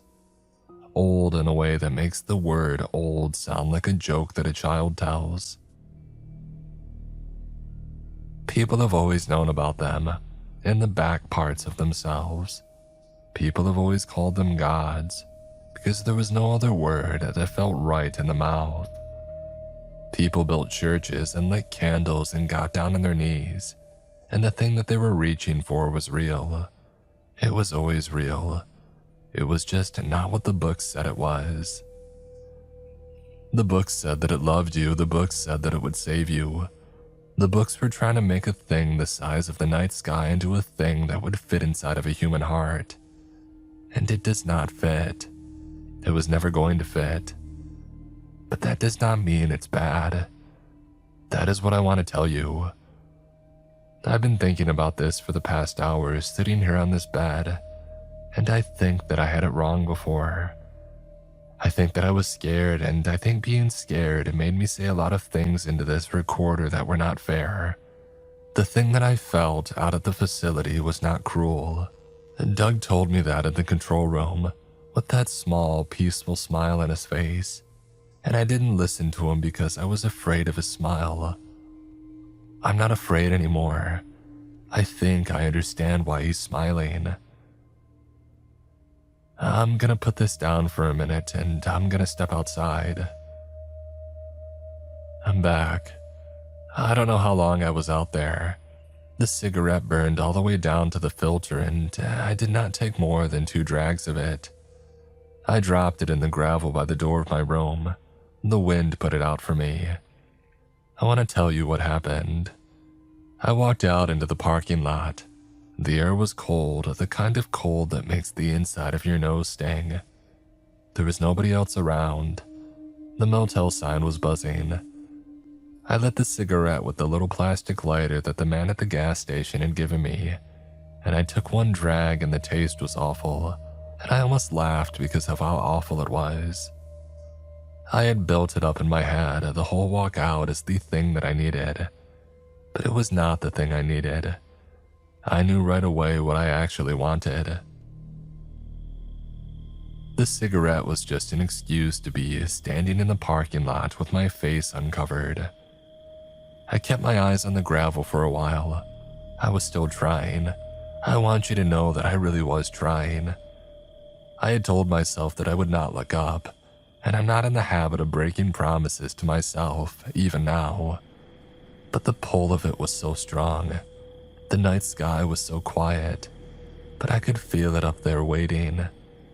After a minute, I thought to myself, just a second, just 1 second.